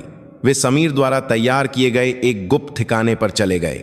बाहर से यह एक साधारण कबाड़खाना लगता था, लेकिन भूमिगत एक गुप्त बंकर था जो अत्याधुनिक उपकरणों से भरा हुआ था। समीर ने पिछले कुछ वर्षों में यहीं से मकर के निशानों का पीछा करते हुए अकेले ही युद्ध की तैयारी की थी। बंकर के केंद्र में एक विशाल टच स्क्रीन टेबल थी। समीर ने जोनाथन रीड के डेटा चिप और अपनी एकत्र की गई जानकारी को मिलाकर स्क्रीन पर लक्ष्य द्वीप का आयामी नक्शा प्रदर्शित किया। द्वीप का नाम है अश्रु सागर, एक रोमांटिक नेबल नाम, लेकिन इसे धरती पर सबसे खतरनाक किला समझो। समीर ने नक्शे पर उंगली फिराते हुए समझाना शुरू किया। उसकी आंखें एक तेज विश्लेषक की तरह हो गई थीं। द्वीप 3 क्षेत्रों में बांटा हुआ है, बाहरी जेट्टी और सुरक्षा क्षेत्र, पार्टी का केंद्रीय क्षेत्र और हवेली के नीचे स्थित नियंत्रण केंद्र और सर्वर रूम। हमारा अंतिम लक्ष्य वह भूमिगत सर्वर रूम है। उसने नक्शे को बड़ा करके द्वीप की रक्षा प्रणाली को दिखाया। स्क्रीन लाल रेखाओं और बिंदुओं से भर गई। पहली बाधा तटीय सुरक्षा है। द्वीप के चारों ओर 5 किलोमीटर के दायरे में सोनार और मोशन डिटेक्टरों का एक जाल बिछा हुआ है। पनडुब्बी या तैरकर पहुंचना आत्महत्या है। एकमात्र रास्ता आधिकारिक रूप से आमंत्रित मेहमानों द्वारा उपयोग की जाने वाली जट्टी है। तो हमें पहचान बदलनी होगी, विक्रम ने कहा। बिल्कुल, मैंने मेहमानों की सूची हैक कर ली है और कुछ ऐसे लोगों को चुना है जिनकी उपस्थिति अनिश्चित है। हम उनकी पहचान चुराकर अंदर जाएंगे। चेहरे की पहचान प्रणाली को पार करने के लिए हमें उनके चेहरे के डेटा पर आधारित हस्तनिर्मित मास्क की आवश्यकता होगी।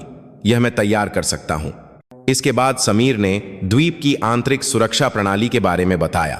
द्वीप के अंदर और भी ज्यादा मुश्किल है। हर जगह उच्च प्रदर्शन वाले सीसीटीवी कैमरे लगे हैं और फर्श और दीवारों में इंफ्रारेड और दबाव सेंसर लगे हुए हैं।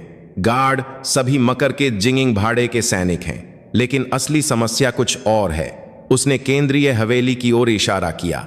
यह पूरी हवेली यमदूत नामक एक एकीकृत सुरक्षा प्रणाली द्वारा नियंत्रित होती है। यह एक कृत्रिम बुद्धिमत्ता आधारित रक्षा प्रणाली है जो खुद खतरों का पता लगाती है, निर्णय लेती है और प्रतिक्रिया प्रोटोकॉल चलाती है। उदाहरण के लिए, यदि किसी क्षेत्र में गोली चलने की आवाज आती है तो वह तुरंत उस क्षेत्र के सभी दरवाजे बंद कर देगी और रक्षा ड्रोन भेज देगी। अगर हम लापरवाही से आगे बढ़े तो हम जाल में फांसे चूहे बन जाएंगे। स्थिति उम्मीद से कहीं ज्यादा गंभीर थी। यह एक अभेद्य किला था। इज़ाबेला का चेहरा सख्त हो गया। तो हम उस प्रणाली को कैसे तोड़ेंगे? तोड़ेंगे नहीं, धोखा देंगे। समीर के होठों पर एक आत्मविश्वासी मुस्कान आई। यमदूत एक लगभग पूर्ण प्रणाली है, लेकिन इसकी एक ही कमजोरी है कि यह एक कृत्रिम बुद्धिमत्ता है। यह निर्धारित प्रोटोकॉल और डेटा के आधार पर काम करती है। मैं यमदूत को लगातार नकली डेटा भेजकर प्रणाली को भ्रमित करूंगा। उदाहरण के लिए, हवेली के पूर्व में एक नकली गोलीबारी का संकेत भेजकर सुरक्षा बलों को उस ओर केंद्रित करूंगा, जबकि हम पश्चिम से घुसपैठ करेंगे। यह एक तरह का डिजिटल स्मोक स्क्रीन ऑपरेशन है। उस ऑपरेशन की सफलता के लिए मैदान के साथ घनिष्ठ संचार महत्वपूर्ण होगा। विक्रम ने मुद्दे की बात कही। बिल्कुल, इसीलिए हमें विशेष संचार उपकरणों की आवश्यकता है। मकर सभी वाणिज्यिक संचार नेटवर्कों को ब्लॉक कर देता है और अपने स्वयं के एन्क्रिप्टेड नेटवर्क का उपयोग करता है। मैं उस नेटवर्क में घुसपैठ करके अपना गुप्त चैनल बनाऊंगा। टीम लीडर और इज़ाबेला को नेविगेशन और निर्देशों के लिए ईयरपीस पहनकर चलना होगा। मिशन की पूरी तस्वीर बनने लगी थी। समीर बाहर से एक डिजिटल युद्ध लड़ेगा और रास्ता बनाएगा, जबकि विक्रम और इज़ाबेला मैदान में भौतिक कार्यों को अंजाम देंगे। हमारे 2 लक्ष्य हैं। समीर ने स्क्रीन पर 2 बिंदुओं को चिह्नित किया। पहला लक्ष्य भूमिगत सर्वर रूम है। वहां मकर के सभी अपराधों के सबूतों वाला मूल डेटा होगा। जोनाथन रीड ने जो छोड़ा था वह तो बस एक छोटा सा हिस्सा है।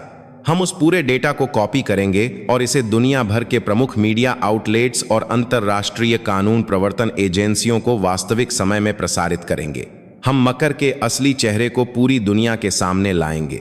ऐसा होने पर द्वीप में हाहाकार मच जाएगा। ठीक उसी समय हम अपना दूसरा लक्ष्य पूरा करेंगे।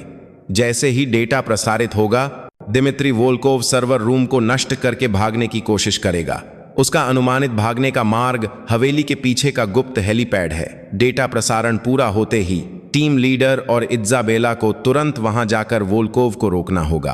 पूरी योजना विस्तृत और सटीक थी, लेकिन अगर एक भी चर बदलता तो सब कुछ बर्बाद हो सकता था। यह एक पतली रस्सी पर चलने जैसा था। उपकरणों का क्या? इज़ाबेला ने पूछा।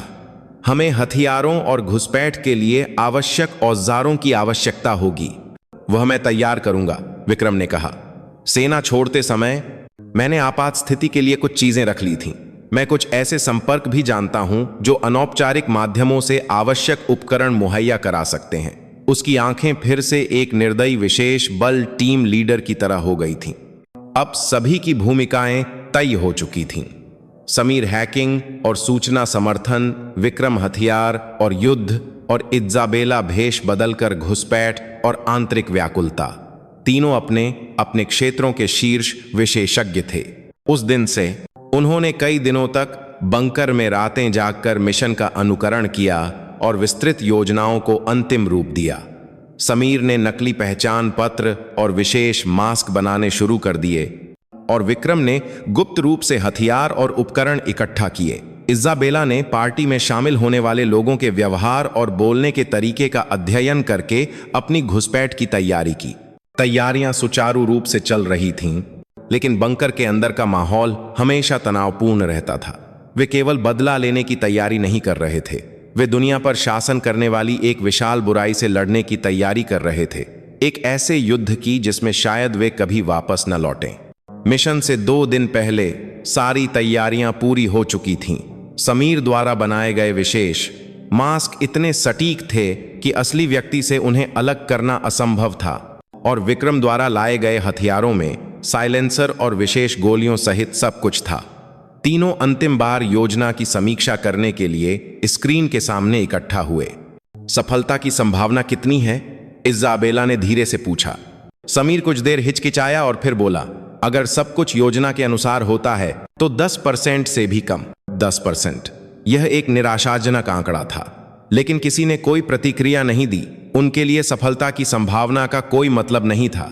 यह एक ऐसा काम था जिसे करना ही था, और अगर वे असफल होकर मर भी जाते तो उन्हें कोई पछतावा नहीं होता। 10% काफी है, विक्रम ने धीरे से कहा। मरने के लिए यह एक अच्छी संभावना है। उसकी बात पर समीर और इज़ाबेला भी हल्के से मुस्कुराए। डर और तनाव के बीच एक अजीब सी कमरादरी और संकल्प ने तीनों को मजबूती से बांध दिया था। बदले की रूपरेखा तैयार हो चुकी थी। अब बस गहरे समुद्र के राक्षस के नरक में सीधे चलने का काम बाकी था। मिशन शुरू होने से एक रात पहले ठिकाने की हवा तूफान से पहले की शांति की तरह भारी हो गई थी। कल इस समय वे या तो दुनिया की सबसे खतरनाक जगह पर होंगे या फिर ठंडी लाशें बन चुके होंगे। मौत का डर एक धुंधले कोहरे की तरह बंकर में तैर रहा था। समीर जोशी पूरी रात कंप्यूटर के सामने कुछ करने में डूबा रहा। उसकी उंगलियां कीबोर्ड पर नाच रही थीं। वह द्वीप की सुरक्षा प्रणाली में घुसपैठ करने की अंतिम तैयारी कर रहा था। उसकी पीठ झुकी हुई थी और मॉनिटर की रोशनी में उसका चेहरा दृढ़ संकल्प से भरा हुआ था। वह टीम की आंखें, कान और जीवन रेखा था। उसके कंधों पर जिम्मेदारी का बोझ बहुत भारी था। विक्रम राठौर एक कोने में अपने तैयार किए गए हथियारों की जांच कर रहा था। साइलेंसर लगी पिस्तौल, विशेष रूप से बनाए गए छोटे बम और एक तेज धार वाला सैन्य चाकू। वह एक मैकेनिक की सटीकता के साथ हर उपकरण को खोल रहा था, तेल लगा रहा था और फिर से जोड़ रहा था।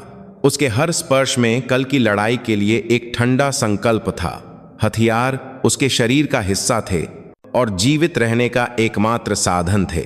उसने बंदूकों की ठंडी धातु को महसूस करते हुए अपने खोए हुए साथियों के चेहरों को याद किया।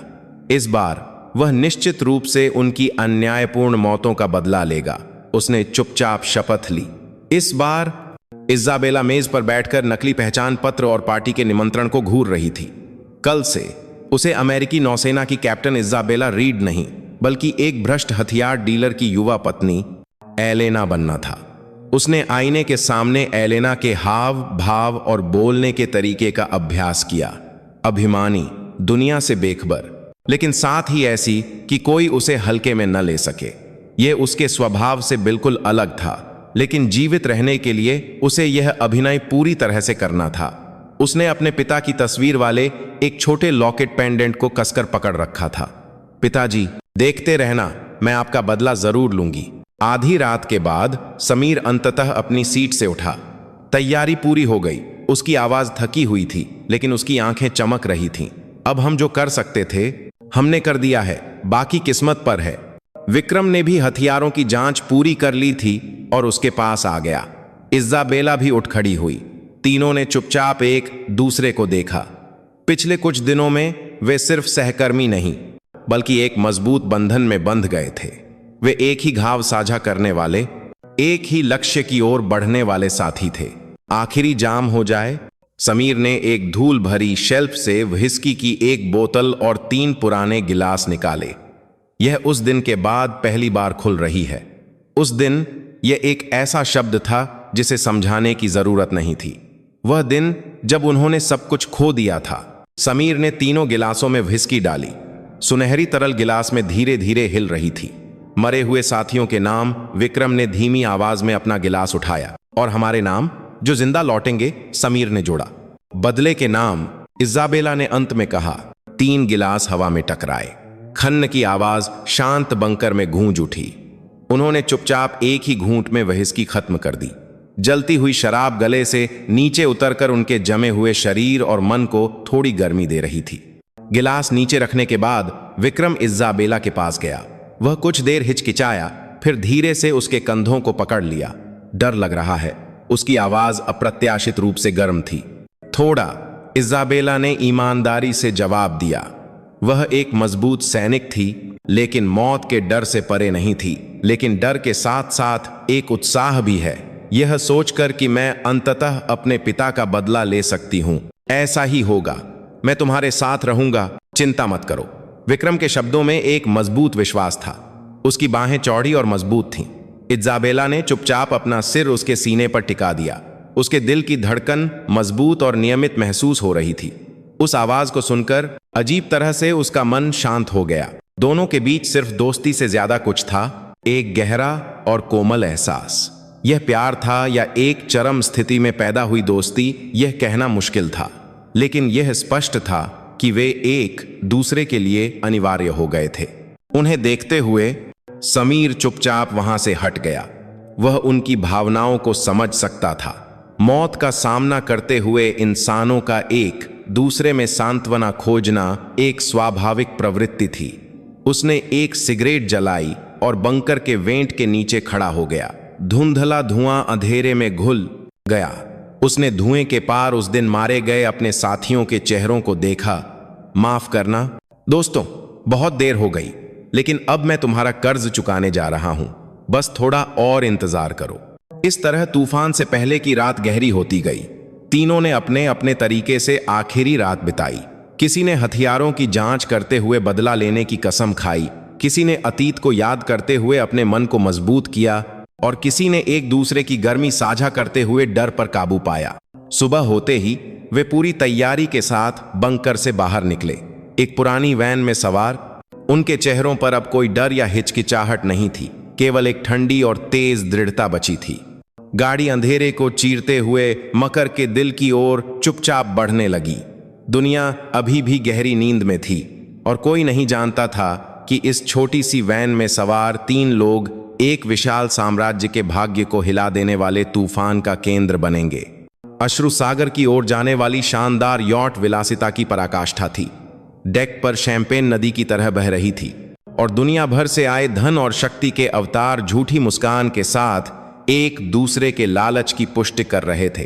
विक्रम राठौर और इज़ाबेला उनके बीच ऐसे घुल मिल गए थे जैसे कुछ हुआ ही न हो।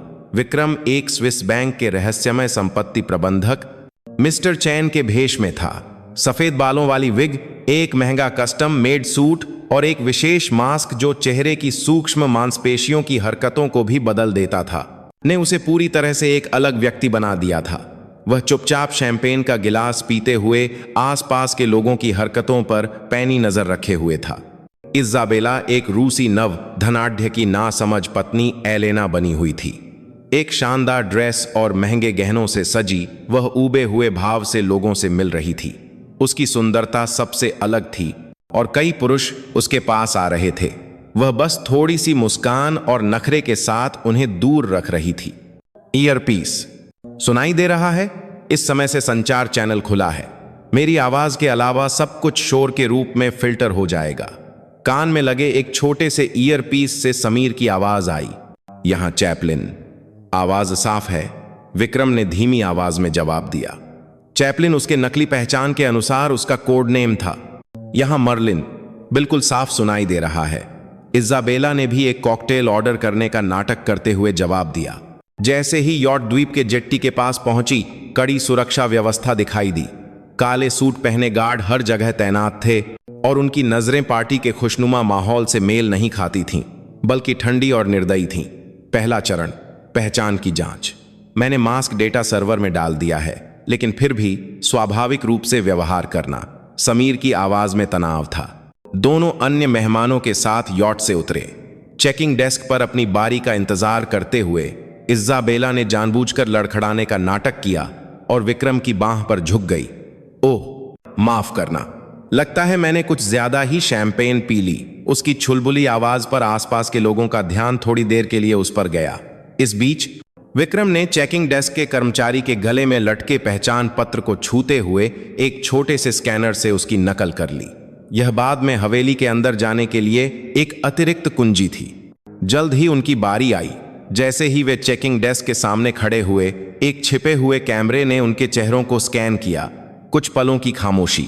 विक्रम की पीठ पर ठंडा पसीना बह रहा था। अगर समीर की हैकिंग असफल होती तो सब कुछ यहीं खत्म हो जाता। पहचान की पुष्टि हो गई है, मिस्टर चैन, मैडम एलेना, पार्टी का आनंद लीजिए। शुक्र है सिस्टम ने उनकी नकली पहचान को पूरी तरह से पहचान लिया। दोनों ने राहत की सांस ली और हवेली की ओर जाने वाली गाड़ी में बैठ गए। हवेली कल्पना से भी ज्यादा विशाल और शानदार थी। प्राचीन ग्रीक मंदिर की याद दिलाने वाली इमारत पूरी तरह से सफेद संगमरमर से बनी थी और बगीचे में दुर्लभ पौधे और कलाकृतियां भरी हुई थीं। लेकिन इस सुंदरता के पीछे मौत का एक अदृश्य साया था। हवेली में प्रवेश कर चुके हैं। अब से यमदूत प्रणाली सक्रिय है। मेरे निर्देश के बिना निर्धारित क्षेत्र से बाहर मत जाना, समीर की चेतावनी सुनाई दी। पार्टी हॉल धन और पतन का एक प्रदर्शन था। दुनिया को चलाने वाले शक्तिशाली लोग मुखौटे पहने एक दूसरे से मिल रहे थे और घिनौने सौदे कर रहे थे। विक्रम उनके बीच एक भूत की तरह घूमते हुए आंतरिक संरचना का जायजा ले रहा था। आपातकालीन निकास के एक बातकालीन निकास के लोग, स्थान, गार्डों की आवाजाही, सीसीटीवी के ब्लाइंड स्पॉट। उसके दिमाग में हवेली का नक्शा तेजी से और सटीक रूप से बन रहा था। इज़ाबेला ने जानबूझकर कुछ प्रभावशाली लोगों से संपर्क किया और उनका ध्यान आकर्षित किया। उसकी सुंदरता और अभिनय एकदम सही थे और पुरुष उससे नजरें नहीं हटा पा रहे थे। वह गार्डों का ध्यान अपनी ओर खींचने का महत्वपूर्ण काम कर रही थी। ठीक है, माहौल गर्म हो गया है, अब शुरू करते हैं। मर्लिन, दूसरी मंजिल की पूर्वी बालकनी पर जाओ, वहां थोड़ा हंगामा करना होगा। समझ गई, घोस्ट। इज़ाबेला ने एक बूढ़े व्यवसायी की बांह पकड़ी जो उस पर नजर गढ़ाए हुए था और स्वाभाविक रूप से दूसरी मंजिल की ओर चली गई। पूर्वी बालकनी पर पहुंचकर उसने अचानक चीखकर व्यवसायी के गाल पर एक थप्पड़ मारा। कहां हाथ लगा रहे हो, बूढ़े ठरकी? तुरंत ही आसपास हंगामा मच गया। गार्ड तुरंत दौड़कर आए और सभी की नजरें उस ओर चली गईं। बहुत बढ़िया मर्लिन, एकदम सही समय। चैपलिन, अब पश्चिमी दालान के अंत में कर्मचारी प्रवेश द्वार से अंदर जाओ। जब सभी का ध्यान पूर्वी बालकनी पर था, विक्रम एक परछाई की तरह पार्टी हॉल से निकलकर पश्चिमी दालान की ओर भागा। दालान के अंत में एक इलेक्ट्रॉनिक लॉक वाला दरवाजा था। 1 मिनट रुको, लॉक खोल रहा हूं। जैसे ही विक्रम दरवाजे के सामने खड़ा हुआ, उसके कान में समीर के कीबोर्ड की तेज आवाज सुनाई दी। खट। कुछ देर बाद दरवाजा खुल गया। विक्रम ने तेजी से अंदर छिप गया। कर्मचारी दालान पार्टी हॉल की चकाचौंध के विपरीत ठंडा और अंधेरा था। वह समीर के निर्देशों का पालन करते हुए भूल भुलैया जैसे गलियारों में तेजी से आगे बढ़ा। आगे 10 मीटर पर 2 गार्ड गश्त कर रहे हैं। 3 सेकंड में वे कोने से मुड़ेंगे। विक्रम ने दीवार से सटकर अपनी सांस रोक ली। कुछ देर बाद 2 गार्ड बातें करते हुए गुजरे। जब वे पूरी तरह से चले गए तो वह फिर से आगे बढ़ा। इस बीच इज़ाबेला गार्डों से घिरी हुई एक मुश्किल स्थिति का अभिनय कर रही थी। कुछ नहीं हुआ। इस बूढ़े ने नशे में थोड़ी गलती कर दी। उसने बड़ी चतुराई से स्थिति को संभाला और वापस पार्टी हॉल में आ गई। उसका मिशन सफल रहा। उसने विक्रम को घुसपैठ के लिए महत्वपूर्ण समय दिया था। विक्रम अंततः भूमिगत जाने वाले एक वेंटिलेशन शाफ्ट के सामने पहुंचा। चैपलिन, उस शाफ्ट से बेसमेंट लेवल 3 पर उतरो। सर्वर रूम ठीक उसके नीचे है। अब से मैं अंदर के सीसीटीवी नहीं देख सकता। तुम्हें पूरी तरह से अपनी इंद्रियों पर निर्भर रहना होगा। समझ गया। विक्रम ने शाफ्ट का कवर चुपचाप खोला और अंधेरे में उतर गया। ठंडी धातु का स्पर्श और धूल की गंध ने उसे घेर लिया। वह बिना आवाज किए नीचे उतरा। अब असली युद्ध शुरू होने वाला था। मुखौटा उतारने और तलवार निकालने का समय आ गया था। ठंडे स्टील के वेंटिलेशन शाफ्ट से नीचे उतरकर विक्रम के पैर अंततः ठोस जमीन पर पड़े। यह बेसमेंट लेवल 3 था। हवेली के दिल की ओर जाने वाला रास्ता।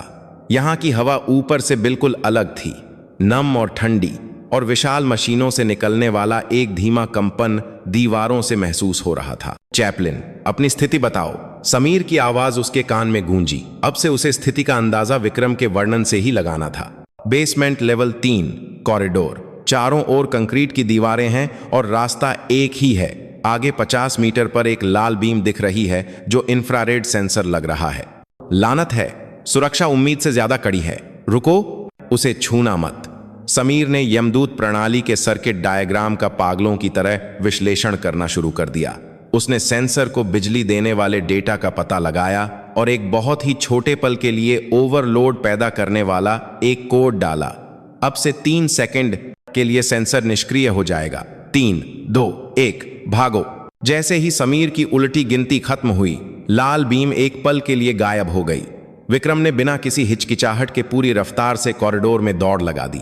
जैसे ही उसका शरीर सेंसर क्षेत्र को पार कर गया, पीछे से लाल बीम फिर से चालू हो गई। अगर वह आधा सेकंड भी देर करता तो अलार्म बज जाता। इस बीच पार्टी हॉल में इज़ाबेला एक नए मिशन पर थी। मर्लिन, केंद्रीय सीढ़ियों के बगल में कंट्रोल पैनल दिख रहा है। वह हवेली की लाइटिंग और साउंड को नियंत्रित करता है। जब मैं संकेत दूं तो वहां का मुख्य सर्किट ब्रेकर गिरा देना। 5 सेकंड के लिए बिजली गुल करके ध्यान भटकाना है। इज़ाबेला नाचने का नाटक करते हुए कंट्रोल पैनल के पास पहुंची। उसका दिल जोर से धड़क रहा था, लेकिन उसके चेहरे पर एक शांत मुस्कान थी। विक्रम लगातार बेसमेंट की गहराई में आगे बढ़ रहा था। अगली बाधा एक भारी स्टील का दरवाजा था। उस पर वॉयस और रेटिना स्कैनर लगा हुआ था। इसे सीधे तौर पर पार करना असंभव है।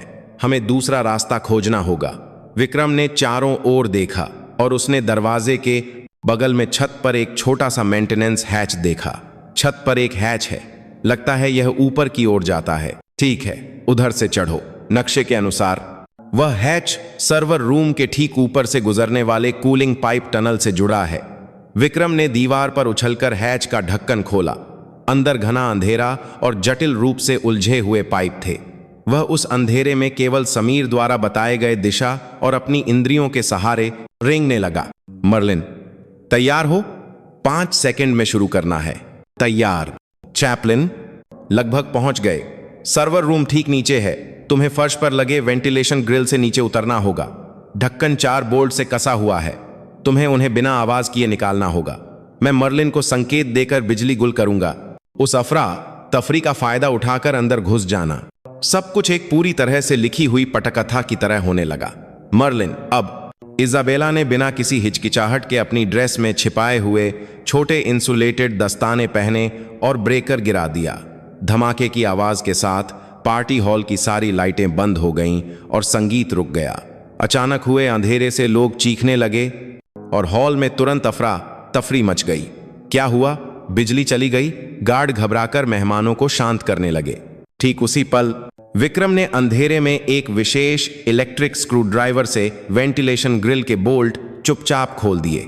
उसने ढक्कन को सावधानी से हटाया और चुपचाप सर्वर रूम के अंदर उतर गया। जैसे ही रस्सी से उतरकर उसके पैर जमीन पर पड़े, पार्टी हॉल की लाइटें फिर से जल उठीं। यह सब सिर्फ 5 सेकंड में हुआ था। सर्वर रूम के अंदर नीली रोशनी वाले दर्जनों सर्वर रैक थे। कूलिंग फैन की विंग की आवाज कानों में चुभ रही थी। सर्वर रूम में प्रवेश सफल। बहुत बढ़िया। अब काम शुरू होता है। सेंट्रल मेनफ्रेम को ढूंढो। वह कछुए की खोल जैसा एक काला सर्वर होगा। तुम्हें वहां मेरा बनाया हुआ प्रोग्राम डालना है। समीर ने अपना हैकिंग प्रोग्राम, जो उसके अपने जैसा ही था, विक्रम के ईयरपीस के माध्यम से भेजा। विक्रम ने अपनी कलाई पर पहने हुए स्मार्ट डिवाइस को निकाला और मेनफ्रेम के कनेक्शन पोर्ट से जोड़ा। स्क्रीन पर जटिल फायरवॉल कोड दिखाई दिए। लानत है, 5 स्तरीय फायरवॉल, उम्मीद से ज्यादा खतरनाक है। मुझे कुछ समय चाहिए होगा। समीर ने एक बार फिर यमदूत प्रणाली को भ्रमित करना शुरू कर दिया। उसने हवेली के बाहरी मानव रहित सुरक्षा ड्रोन प्रणाली में घुसपैठ की और कुछ ड्रोन को आपस में टकरा दिया। धमाका धमाका। हवेली के बाहर से विस्फोट की आवाजें आईं। सुरक्षा बलों के रेडियो पर घबराहट भरे संदेश आने लगे। बाहरी ड्रोन प्रणाली में खराबी, दुश्मन के घुसपैठ की संभावना। दिमित्री वोल्कोव के कमांड सेंटर में भी आपातकाल की स्थिति बन गई। जब उनका ध्यान बाहर की ओर गया, समीर पागलों की तरह फायरवॉल तोड़ने लगा। पहला फायरवॉल पार, दूसरा, तीसरा, लेकिन चौथे फायरवॉल पर उसकी हैकिंग रुक गई। यमदूत ने उसकी घुसपैठ का पता लगा लिया था और उसे ट्रैक करना शुरू कर दिया था। लानत है, पकड़ा गया। 1 मिनट के अंदर मेरा स्थान पता चल जाएगा। चैपलिन, समय नहीं है। तुम्हें आखिरी फायरवॉल को भौतिक रूप से नष्ट करना होगा। कैसे? मेनफ्रेम के पीछे कूलिंग यूनिट को देखो। वहां एक लिक्विड नाइट्रोजन सप्लाई वाल्व होगा। उसे जबरदस्ती खोलकर सिस्टम को तेजी से ठंडा करो। इससे ओवरलोड होकर आखिरी फायरवॉल टूट जाएगा। विक्रम तुरंत मेनफ्रेम के पीछे भागा। एक लाल रंग का इमरजेंसी वाल्व दिखाई दिया, लेकिन वाल्व एक विशेष लॉक से सील था। उसने बिना किसी हिचकिचाहट के अपना सैन्य चाकू निकाला और लॉक के जोड़ को काटने लगा। 30 सेकंड बचे हैं, जल्दी करो। समीर की आवाज घबराई हुई थी। उसकी स्क्रीन पर एक लाल ट्रैकिंग सिग्नल उसके स्थान की ओर बढ़ रहा था। अंत में टंग की आवाज के साथ लॉक टूट गया। विक्रम ने अपनी पूरी ताकत से वाल्व घुमाया। सस की आवाज के साथ भारी मात्रा में ठंडी गैस निकली और पूरा सर्वर सफेद पाले से ढक गया। सफल, फायरवॉल टूट गया। अब डेटा भेज रहा हूं। समीर ने अपनी आखिरी ताकत से एंटर दबाया। मकर के सभी अपराधों का रिकॉर्ड वाला डेटा पूरी दुनिया में फैलने लगा। उसी समय सर्वर रूम में अलार्म पागलों की तरह बजने लगे। भारी स्टील के दरवाजे बंद होने की आवाज आई। विक्रम जाल में फंस गया था, लेकिन यह समीर की आखिरी योजना का भी हिस्सा था। चैपलिन, ध्यान से सुनो। डेटा ट्रांसमिशन शुरू हो गया है। मेरा काम अब खत्म हो गया है। वे जल्द ही यहां पहुंच जाएंगे। मैं अपने साथियों के पास जा रहा हूं। तुम्हें जिंदा रहकर वोल्कोव का सिर काटना होगा। मर्लिन का ख्याल रखना। समीर, यह क्या कह रहे हो? यह एक आदेश है टीम लीडर, मेरा आखिरी आदेश। खट। समीर से संपर्क टूट गया। विक्रम चिल्लाया। समीर ने खुद को बलिदान करके उसे आखिरी मौका दिया था। उसने अपने आंसू पोंछे और सर्वर रूम से भागने के लिए चारों ओर देखा। अदृश्य युद्ध खत्म हो गया था। अब खून और गोलियों का दृश्य युद्ध शुरू होने वाला था। समीर जोशी द्वारा भेजा गया डेटा एक विशाल तूफान बन गया, जिसने पूरी दुनिया को हिलाकर रख दिया। जैसे ही मकर फाइल्स नामक डेटा प्रमुख मीडिया आउटलेट्स के सर्वरों पर पहुंचा, दुनिया का छिपा हुआ सच सामने आने लगा। ब्रेकिंग न्यूज अलर्ट ने दुनिया भर के लोगों के स्मार्टफोन को बजा दिया और नियमित प्रसारण को रोककर समाचार चैनलों ने चौंकाने वाली खबरें प्रसारित करना शुरू कर दिया। अंतर्राष्ट्रीय आपराधिक संगठन मकर का पर्दाफाश हो गया है। पूर्व राजनेताओं, व्यवसायियों और उच्च सैन्य अधिकारियों के शामिल होने की खबर है। विभिन्न देशों की सरकारों ने आपातकालीन सुरक्षा बैठकें बुलाई हैं और मकर से जुड़े व्यक्तियों की गिरफ्तारी के आदेश दिए हैं। मकर फाइल्स में अवैध हथियार सौदों, युद्ध भड़काने, हत्याओं और वित्तीय अपराधों के ठोस सबूत थे। सच्चाई की आग बेकाबू होकर फैल गई। दुनिया में उथल पुथल मच गई और मकर का नाम तुरंत दुनिया के सबसे बड़े शैतान का पर्याय बन गया। उस समय अश्रुसागर द्वीप नरक में बदल गया था। पार्टी में शामिल शक्तिशाली लोग जब अपने नाम समाचारों में देखने लगे तो वे घबराकर द्वीप से भागने की होड़ में लग गए। पार्टी हॉल एक युद्ध का मैदान बन गया और वह सुरुचिपूर्ण पार्टी जीवित रहने की एक क्रूर लड़ाई में बदल गई। सभी निकासों को नियंत्रित करो, द्वीप को पूरी तरह से सील कर दो। भूमिगत कमांड सेंटर में दिमित्री वोल्कोव ने गुस्से से चिल्लाया। उसकी शांत मुस्कान कब की गायब हो चुकी थी। वह विश्वास नहीं कर पा रहा था कि उसकी विश्वसनीय यमदूत प्रणाली टूट गई और उसका साम्राज्य एक पल में ढह गया।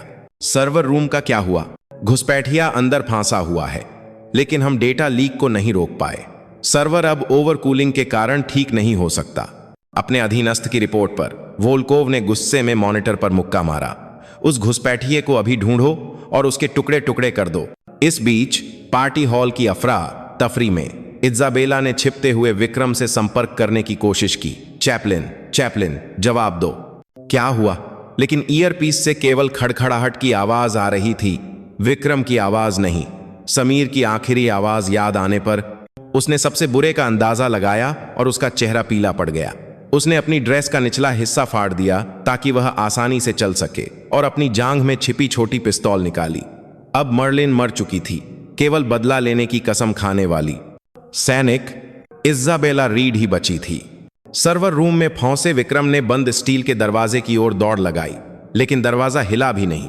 उसे समीर के आखिरी शब्द याद आए, जिंदा रहकर वोल्कोव का सिर काटना होगा। वह हार नहीं मान सकता था। उसने चारों ओर देखा और उस लिक्विड नाइट्रोजन पाइप को देखा जिसे उसने नष्ट कर दिया था।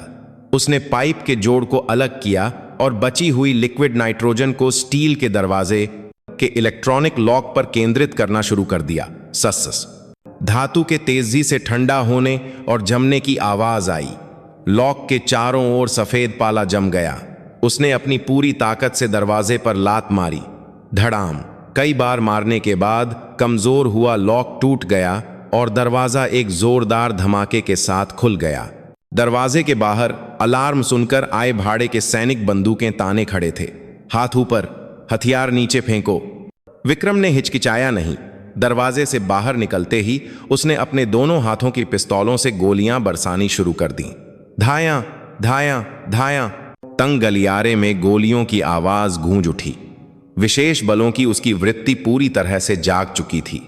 उसकी हरकतें अप्रत्याशित थीं और उसका निशाना घातक रूप से सटीक था। पलक झपकते ही 3-4 भाड़े के सैनिक गिर गए। गोलियों की आवाज सुनकर और भी सैनिक आने लगे। विक्रम एक आड़ के पीछे छिप गया और अपनी मैगजीन बदली। वह समीर के बलिदान से मिले इस मौके को गंवा नहीं सकता था। उसे कमांड सेंटर की ओर बढ़ना था, जहां दिमित्री वोल्कोव था। इज़ाबेला भी पहली मंजिल पर लड़ रही थी। उसने द्वीप से भागने की कोशिश कर रहे मेहमानों के बीच छिपकर उसे रोकने की कोशिश कर रहे गार्डों पर गोली चलाई। उसकी निशानेबाजी भी एक जिंगिंग अधिकारी की तरह सटीक और शांत थी। सब पीछे हटो। अगर मरना नहीं चाहते। वह गोली चलाते हुए भूमिगत जाने वाली सीढ़ियों की ओर भागी। उसे एक अंतर्ज्ञान था कि विक्रम वहीं होगा। भूमिगत गलियारा तुरंत एक युद्ध क्षेत्र में बदल गया। विक्रम आड़ बदलते हुए आगे बढ़ रहा था और दुश्मन उसकी जबरदस्त युद्ध क्षमता के सामने पत्तों की तरह गिर रहे थे। लेकिन दुश्मनों की संख्या बहुत ज्यादा थी। उसके शरीर पर भी छोटे छोटे घाव बढ़ने लगे थे। जब वह संख्यात्मक रूप से घिर गया और एक संकट में था, तभी उसके पीछे से एक और गोली की आवाज आई।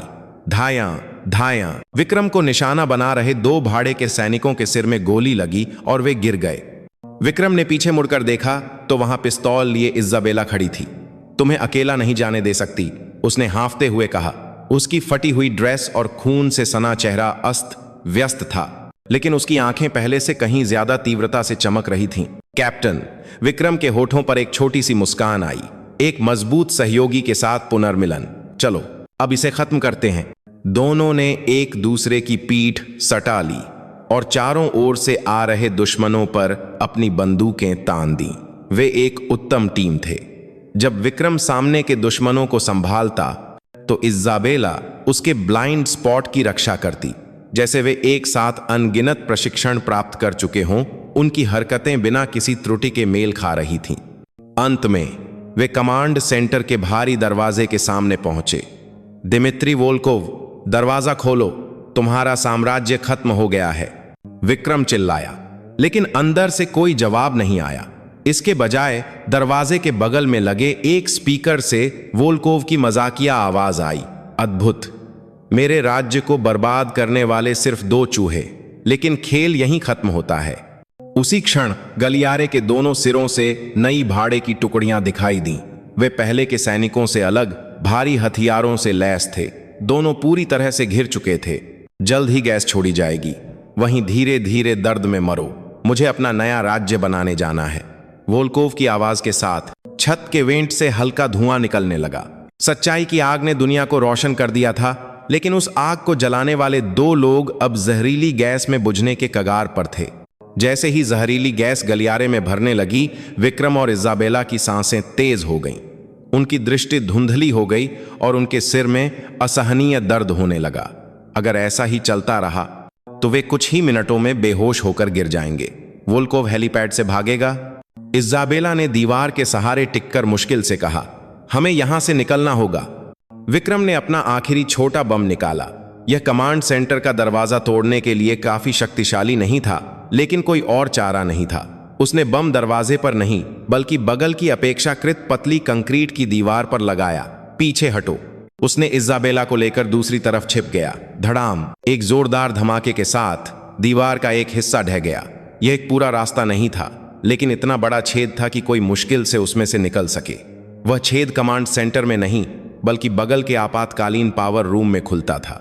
दोनों धुएं से बचकर छेद में कूद गए और वहां उन्होंने हवेली के पीछे हेलीपैड की ओर जाने वाला एक गुप्त मार्ग खोज लिया।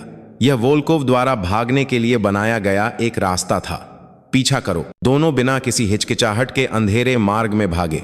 मार्ग के अंत में एक हल्की रोशनी और हवा की आवाज सुनाई दी। यह एक हेलीकॉप्टर के प्रोपेलर की आवाज थी।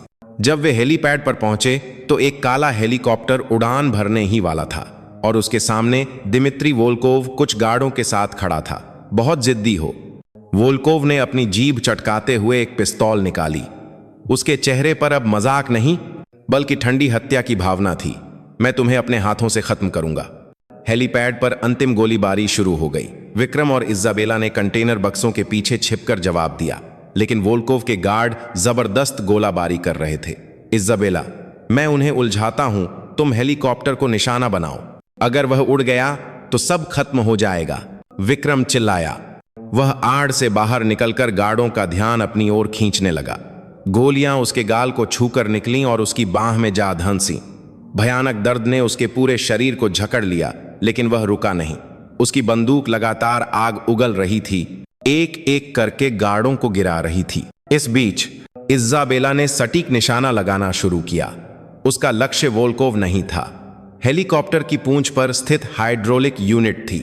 यह एक कमजोरी थी जो उसने अपने पिता द्वारा डिजाइन किए गए दूसरे हेलीकॉप्टर मॉडल में देखी थी। उसने अपनी सांस रोकी और ट्रिगर दबाया। धाएं, एक गोली, धाएं, 2 गोली, तीसरी गोली ठीक हाइड्रोलिक यूनिट के एक छोटे से दरार में जा लगी। धमाके की आवाज के साथ पूंछ से एक चिंगारी निकली। हेलीकॉप्टर ने अपना संतुलन खो दिया और लड़खड़ाने लगा। लानत है! पायलट घबराकर चिल्लाया और उसने उड़ान भरने का इरादा छोड़कर आपातकालीन लैंडिंग की कोशिश की। वोल्कोव की भागने की योजना विफल हो गई। अब हेलीपैड पर केवल विक्रम, इजाबेला और दिमित्री वोल्कोव ही बचे थे। आखिरी गार्ड विक्रम की गोली से मारा जा चुका था। तुम कमीनों! वोल्कोव की आंखें नफरत से जल रही थीं। वह उन 2 लोगों को माफ नहीं कर सकता था जिन्होंने उसके साम्राज्य को नष्ट कर दिया था। तुम लोग हो कौन? किस संगठन से हो? हम किसी संगठन से नहीं हैं। विक्रम ने अपनी घायल बांह को पकड़कर उठते हुए कहा, हम उस अतीत से आए भूत हैं जिसे तुमने कुचलकर मार डाला था। उसी क्षण वोल्कोव ने विक्रम की आंखों में कुछ पढ़ा। कुछ साल पहले जिस भारतीय विशेष बल को उसने अपने हाथों से डुबो दिया था, यह उस कमांडर की आंखों जैसा था। तो एक चूहा बच गया था। मुझे उसे तभी खत्म कर देना चाहिए था। वोल्कोव एक कड़वी मुस्कान के साथ बोला, और तुम जोनाथन रीड की बेटी होगी। उस मूर्ख आदर्शवादी की आंखें बिल्कुल वैसी ही हैं। उसके शब्दों ने इजाबेला के गुस्से को भड़का दिया। वह चिल्लाकर उसकी ओर दौड़ने वाली थी, लेकिन विक्रम ने उसे रोक दिया। यह मेरा काम है। विक्रम ने अपनी पिस्तौल फेंक दी और अपनी कमर से एक सैन्य चाकू निकाला। यह सिर्फ एक लड़ाई नहीं थी, यह मरे हुए साथियों के सम्मान के लिए एक योद्धा की अंतिम लड़ाई थी। वोल्कोव ने भी अपनी पिस्तौल फेंक दी और अपनी जेब से एक खंजर निकाला। वह भी पूर्व सोवियत विशेष बल स्पेट्सनाज का एक राक्षस था। दोनों आदमी एक दूसरे की ओर दौड़े। खन्न खन्न, अंधेरे में चाकुओं के टकराने की आवाजें चिंगारियों की तरह फूट रही थीं। दोनों की हरकतें इंसानी सीमाओं से परे, तेज और क्रूर थीं। वे लगातार एक दूसरे के कमजोर अंगों पर वार कर रहे थे। दोनों के शरीर पर घाव बढ़ते जा रहे थे। खून बहने के कारण विक्रम की हरकतें धीमी होने लगीं। वोल्कोव ने इस मौके का फायदा उठाया। उसने विक्रम के कंधे पर लात मारकर उसे गिरा दिया और उसके गले पर चाकू रख दिया। आखिरकार यह ऐसे ही खत्म होता है, चूहे, वोल्कोव ने अपनी जीत का यकीन करते हुए हंसा। ठीक उसी पल विक्रम ने गिरते समय अपनी आखिरी बची हुई ताकत से मुट्ठी में ली हुई धूल वोल्कोव के चेहरे पर फेंक दी। आह! एक पल के लिए अपनी दृष्टि खो देने वाले वोल्कोव के डगमगाने का फायदा उठाकर विक्रम उसके करीब पहुंच गया और उसने अपने हाथ के चाकू से उसके दिल में ठीक से वार कर दिया। ओह! वोल्कोव की आंखें अविश्वास से फैल गईं। उसने अपने सीने में लगे चाकू और विक्रम के चेहरे को बारी बारी से देखा। उसके मुंह से गाढ़ा खून बहने लगा। यह गहरे समुद्र का स्वाद है, विक्रम ने उसके कान में धीरे से फुसफुसाया। यह मरे हुए साथियों के लिए अंतिम श्रद्धांजलि थी। वोल्कोव का शरीर बेजान होकर पीछे गिर गया। दुनिया पर शासन करने वाली विशाल बुराई, गहरे समुद्र का राक्षस, इस तरह एक तुच्छ अंत को प्राप्त हुआ। सब कुछ खत्म हो गया था। विक्रम वहीं बैठ गया। उसके शरीर की सारी ताकत चली गई थी और भयानक दर्द ने उसे घेर लिया था। इज़ाबेला रोते हुए उसके पास आई और उसे सहारा दिया। तभी एक विशाल विस्फोट की आवाज ने पूरे द्वीप को हिला दिया। वोल्कोव द्वारा पहले से लगाया गया आत्म विनाश तंत्र सक्रिय हो गया था। द्वीप जल्द ही आग का गोला बनकर सभी सबूतों के साथ डूबने वाला था। उठो जल्दी! इज़ाबेला ने विक्रम को सहारा देकर आपातकालीन लैंडिंग किए हुए हेलीकॉप्टर की ओर ले गई। वह कॉकपिट में बैठकर उपकरणों को चलाने लगी। तुम्हें यह उड़ाना आता है? पिताजी ने सिखाया था। यह मॉडल नहीं, लेकिन सिद्धांत वही है। हेलीकॉप्टर का प्रोपेलर फिर से जोर से घूमने लगा। द्वीप पर लगातार विस्फोट हो रहे थे और आग की लपटें आसमान छू रही थीं। जैसे ही हेलीकॉप्टर ने मुश्किल से उड़ान भरी और द्वीप से दूर हुआ, एक विशाल विस्फोट के साथ पूरा द्वीप गहरे समुद्र में डूबने लगा। अपने जलते हुए साम्राज्य को पीछे छोड़कर दोनों अंधेरे में उड़ गए। उन्होंने सब कुछ खो दिया था और सब कुछ नष्ट कर दिया था। अब उनके पास केवल एक दूसरे के घाव बचे थे। जलते हुए द्वीप को पीछे छोड़कर उड़ान भरने वाला हेलीकॉप्टर रात के आसमान में खतरनाक रूप से उड़ रहा था।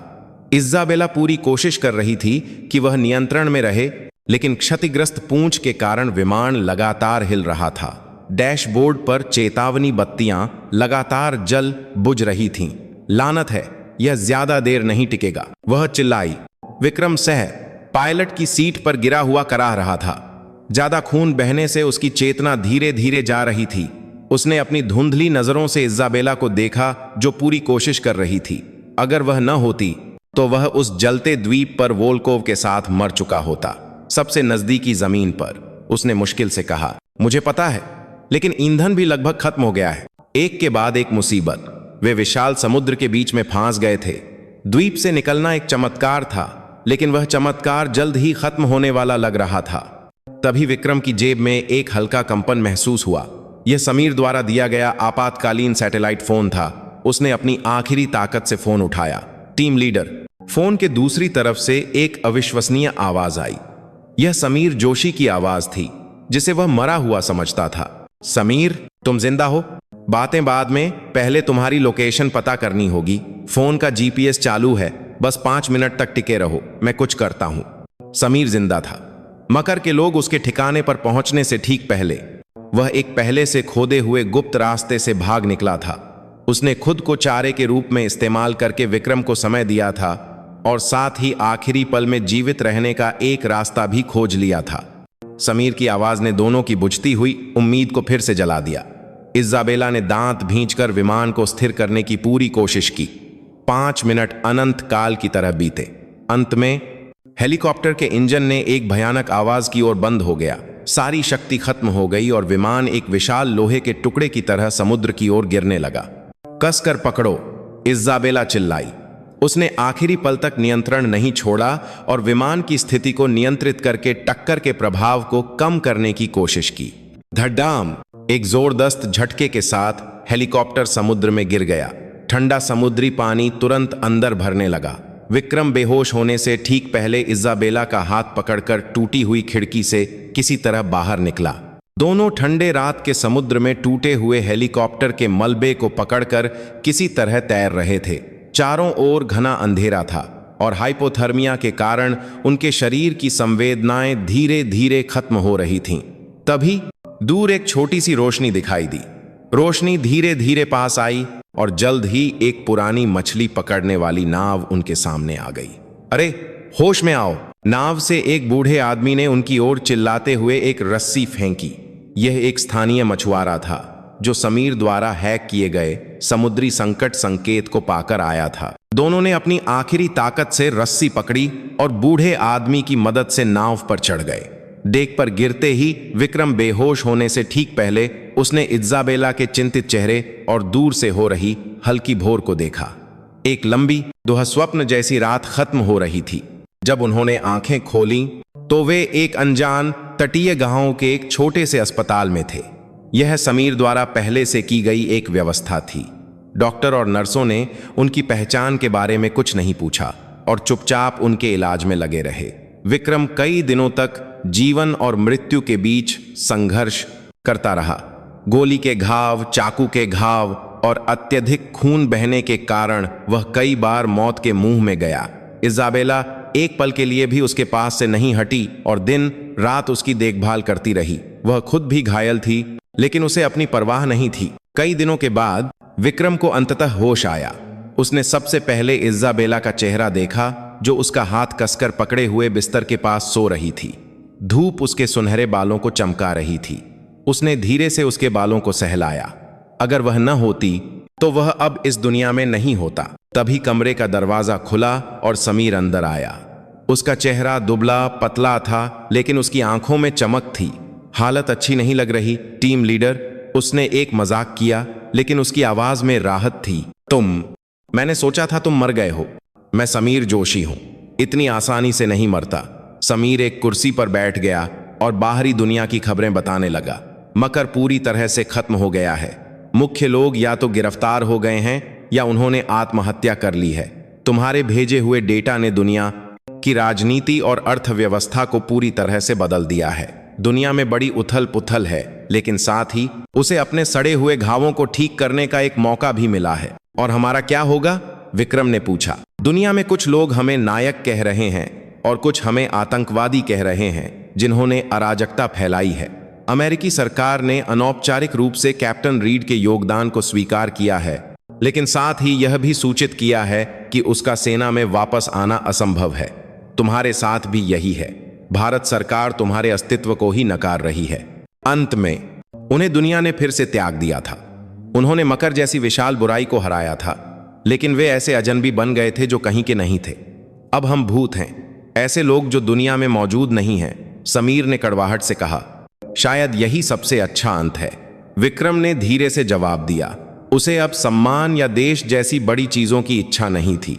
थका देने वाली लड़ाई खत्म हो गई थी और वह अब बस एक सामान्य जीवन जीना चाहता था। तभी नींद से जागी इज़ाबेला ने बातचीत में हिस्सा लिया। अब आगे क्या? उसने विक्रम और समीर को बारी बारी से देखा। तीनों के बीच कुछ देर खामोशी छाई रही। अतीत राख बन चुका था और भविष्य अनिश्चित था। उन्होंने सब कुछ खो दिया था, लेकिन साथ ही उन्हें एक नया जीवन शुरू करने की आजादी भी मिली थी। अब केवल चुनाव करना था, किस नाम से, किस रूप में जीना है। अस्पताल से छुट्टी मिलने के बाद तीनों समीर द्वारा तैयार किए गए एक और ठिकाने पर मिले। यह एक शांत ग्रामीण गांव में एक पुराना फार्म हाउस था। वहां उन्होंने अपने भविष्य के बारे में चर्चा की। सबसे पहले हमें अपने अतीत को पूरी तरह से मिटाना होगा, समीर ने लैपटॉप खोलते हुए कहा। उसकी उंगलियां फिर से कीबोर्ड पर तेजी से चलने लगीं। विक्रम राठौर, इज़ाबेला रीड और समीर जोशी, ये नाम आज से इस दुनिया से गायब हो जाएंगे। सैन्य रिकॉर्ड, अस्पताल के रिकॉर्ड, बैंक खाते, सामाजिक सुरक्षा नंबर, सभी डिजिटल निशान मिटा दिए जाएंगे। यह उनके अपने अस्तित्व को नकारने जैसा था। दशकों के जीवन के रिकॉर्ड को अपने ही हाथों से मिटाना। लेकिन ये एक नए जीवन के लिए एक आवश्यक प्रक्रिया थी। उनके नाम बहुत अधिक खून और दर्द से जुड़े हुए थे। समीर ने कई रातें जागकर हैकिंग का काम किया। वह दुनिया भर के सरकारी और संस्थागत सर्वरों में एक भूत की तरह घूमता रहा और उनके निशान मिटाता रहा। उसकी उंगलियों के इशारे पर विक्रम राठौर मिशन के दौरान लापता और मृत हो गया और इजाबेला रीड एक दुर्भाग्यपूर्ण दुर्घटना में शहीद हो गई। समीर जोशी सभी रिकॉर्ड से ऐसे गायब हो गया जैसे वह कभी था ही नहीं। अतीत को मिटाते हुए तीनों ने अपने अपने तरीके से अपने पिछले जीवन को अलविदा कहा। विक्रम ने अपनी एकमात्र तस्वीर निकाली। यह उसके पुराने साथियों के साथ एक हौंसती हुई तस्वीर थी। उसने तस्वीर में हर एक चेहरे को सहलाते हुए मन ही मन अंतिम विदाई दी। अब शांति से आराम करो, मैंने तुम्हारा कर्ज चुका दिया है। उसने तस्वीर को जला दिया। तस्वीर को राख में बदलते देख उसे एहसास हुआ कि बदला लेने की लंबी यात्रा अंततः समाप्त हो गई थी। इजाबेला ने अपने पिता की विरासत, एक पुरानी फाउंटेन पेन को मेज पर रखा। उसके पिता द्वारा उसे लिखे गए आखिरी पत्र के साथ। पत्र में लिखा था, न्याय के लिए बहादुरी से लड़ो मेरी प्यारी बेटी, लेकिन बदले को अपने जीवन पर हावी मत होने देना, अपनी खुशी ढूंढना। उसने अपने पिता का पत्र पढ़ते हुए चुपचाप आंसू बहाए। उसने अपने पिता का बदला ले लिया था, लेकिन इस प्रक्रिया में उसने एक सैनिक के रूप में अपना जीवन और सम्मान खो दिया था। लेकिन उसे कोई पछतावा नहीं था। वह अब अपने पिता की आखिरी इच्छा के अनुसार अपनी खुशी की तलाश करेगी। जिस दिन सभी डिजिटल रिकॉर्ड मिटा दिए गए, समीर ने उन्हें नए पहचान पत्र और पासपोर्ट दिए। लो, अब तुम आर्यन हो और तुम क्लोई हो, एक साधारण व्यवसायी दंपति। मैं जेकब नाम से एक फ्रीलांस प्रोग्रामर के रूप में जीने की सोच रहा हूं। नए नाम और पहचान अजीब और अपरिचित थे, लेकिन साथ ही उन्होंने एक नई शुरुआत का हल्का सा उत्साह भी दिया। मकर के गुप्त खातों से कुछ पैसे निकाले हैं। यह हमारे जीवन भर के लिए काफी है, हम इसे बराबर बांट लेंगे, समीर ने कुछ यूएसबी ड्राइव देते हुए कहा। यह उनकी जान की बाजी का एकमात्र इनाम था। अब सचमुच विदा होने का समय आ गया था। उन्हें अपने अपने रास्ते जाना था, कभी कभी संपर्क में रहना। समीर ने अजीब तरह से मुस्कुराते हुए कहा। नहीं, विक्रम ने दृढ़ता से अपना सिर हिलाया। अब हम एक दूसरे को नहीं जानते, यह हम सभी के लिए सुरक्षित है। अगर हम फिर से जुड़ते हैं तो कोई हमारे अतीत को खोदने की कोशिश कर सकता है। उसके शब्द ठंडे थे, लेकिन सभी जानते थे कि यही सबसे अच्छा था। उनका बंधन बहुत गहरा था, लेकिन वह बंधन ही खतरा बन सकता था। समीर ने एक कड़वी मुस्कान के साथ सिर हिलाया। हाँ, शायद तुम सही हो, लानत है, क्या हमें ऐसे ही बिछड़ना होगा? उसने विक्रम को जोर से गले लगाया। मरना मत, टीम लीडर। नहीं आर्यन, खुश रहना। तुम भी, जेकब। यह एक छोटा सा आलिंगन था, लेकिन उसमें बहुत सारी भावनाएं थीं। यह उन साथियों की अंतिम विदाई थी जिन्होंने एक साथ जीवन और मृत्यु का सामना किया था। समीर ने इजाबेला को भी हल्के से सिर झुकाकर विदा किया। तुम्हारी वजह से मुझे हिम्मत मिली, धन्यवाद क्लोई। तुम्हारी वजह से हम जिंदा हैं, अपना ख्याल रखना जेकब। समीर बिना पीछे मुड़े एक पुरानी कार में बैठ गया। जैसे ही कार धूल उड़ाती हुई दूर चली गई, विक्रम और इजाबेला चुपचाप उसे देखते रहे। इस तरह उनका आखिरी साथी चला गया। अब फार्म हाउस में केवल 2 लोग बचे थे। एक अजीब सी खामोशी छा गई। हमें कहां जाना चाहिए? इजाबेला। नहीं, क्लोई ने धीरे से पूछा। उसकी आंखों में भविष्य के लिए उम्मीद और डर दोनों थे। विक्रम। नहीं। आर्यन ने धीरे से उसका हाथ पकड़ लिया। कहीं भी जहां लहरों की आवाज हो और तेल की गंध के बजाय नमक की गंध हो, वह जगह अच्छी होगी। उसकी बात पर क्लोई के चेहरे पर एक हल्की मुस्कान आ गई। उन्हें अब अतीत में बौंधे रहने की जरूरत नहीं थी। राख के ढेर पर उन्होंने अंततः पूरी आजादी पाली थी। एक खाली कैनवास पर अब वे दोनों मिलकर एक नई तस्वीर बनाने वाले थे। आर्यन और क्लोई ने बिना किसी मंजिल के दक्षिण की ओर यात्रा शुरू की। एक पुरानी कार में अनजान सड़कों पर चलते हुए उन्होंने जानबूझकर अपने अतीत को पीछे छोड़ा। वे शानदार शहरों और शांत गांवों से गुजरे, लेकिन कहीं नहीं रुके। वे केवल समुद्र की ओर बढ़ रहे थे। कई दिनों के बाद वे अंततः एक छोटे से तटीय गांव में पहुंचे जो दुनिया के अंत जैसा लग रहा था। सफेद रेत के समुद्र तट और फिरोजी पानी। यह एक ऐसी जगह थी जो नक्शे पर भी मुश्किल से मिलती थी। समय भी जैसे वहां थम गया था और दोनों ने अपनी पुरानी कार रोक दी। मुझे लगता है यह जगह ठीक रहेगी, क्लोई ने खिड़की से बाहर के दृश्य को देखते हुए धीरे से कहा। उसकी आवाज में एक लंबी यात्रा के बाद मिली शांति थी। उन्होंने समुद्र तट के ठीक सामने एक छोटी सी पहाड़ी पर एक पुराना घर खरीदा। घर पुराना और टूटा फूटा था, लेकिन उनके लिए यह दुनिया के किसी भी आलीशान महल से ज्यादा आरामदायक था। उन्होंने मिलकर घर की मरम्मत शुरू की। आर्यन ने पुरानी छत को ठीक किया और चरमराते फर्श को नया बनाया। उसके हाथों में अब हथियार या जटिल विमान इंजन नहीं थे।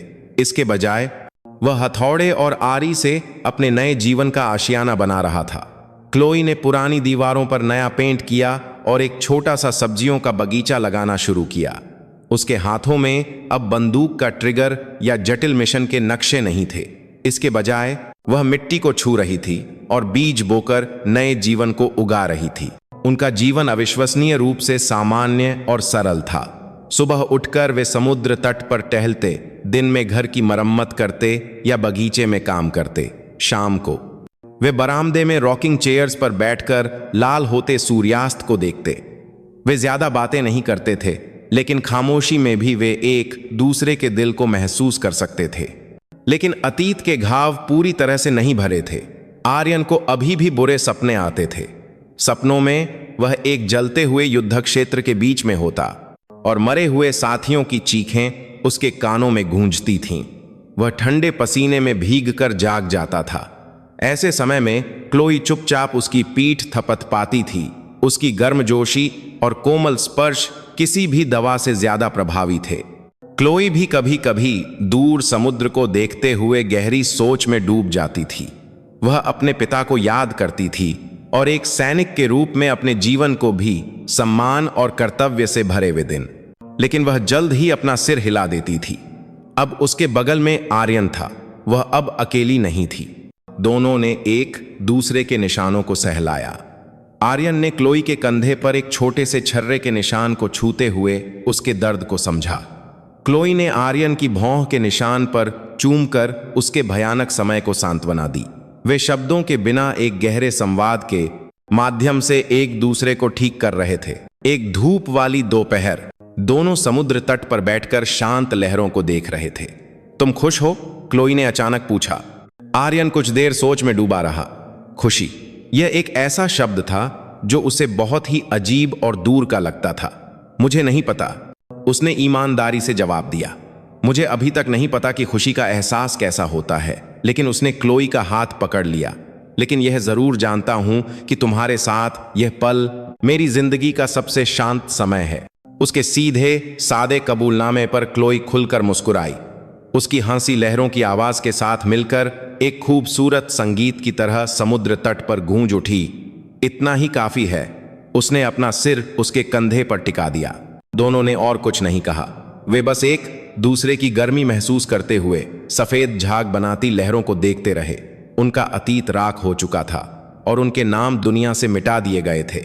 वे अब नायक, सैनिक या बदला लेने वाले नहीं थे। वे सिर्फ एक दूसरे के घावों को भरने वाले साधारण प्रेमी थे। दूर क्षितिज पर सूरज डूब रहा था। दुनिया को निगलने वाला मकर का विशाल साया अब कहीं नहीं था। उसकी जगह दो लोगों की परछाइयां एक दूसरे में मिलकर एक नई शुरुआत का वादा कर रही थीं। शांत लहरों पर चुपचाप एक हो रही थीं। उनका नया जीवन और प्यार लहरों की आवाज के बीच धीरे धीरे और मजबूती से गहरा हो रहा था।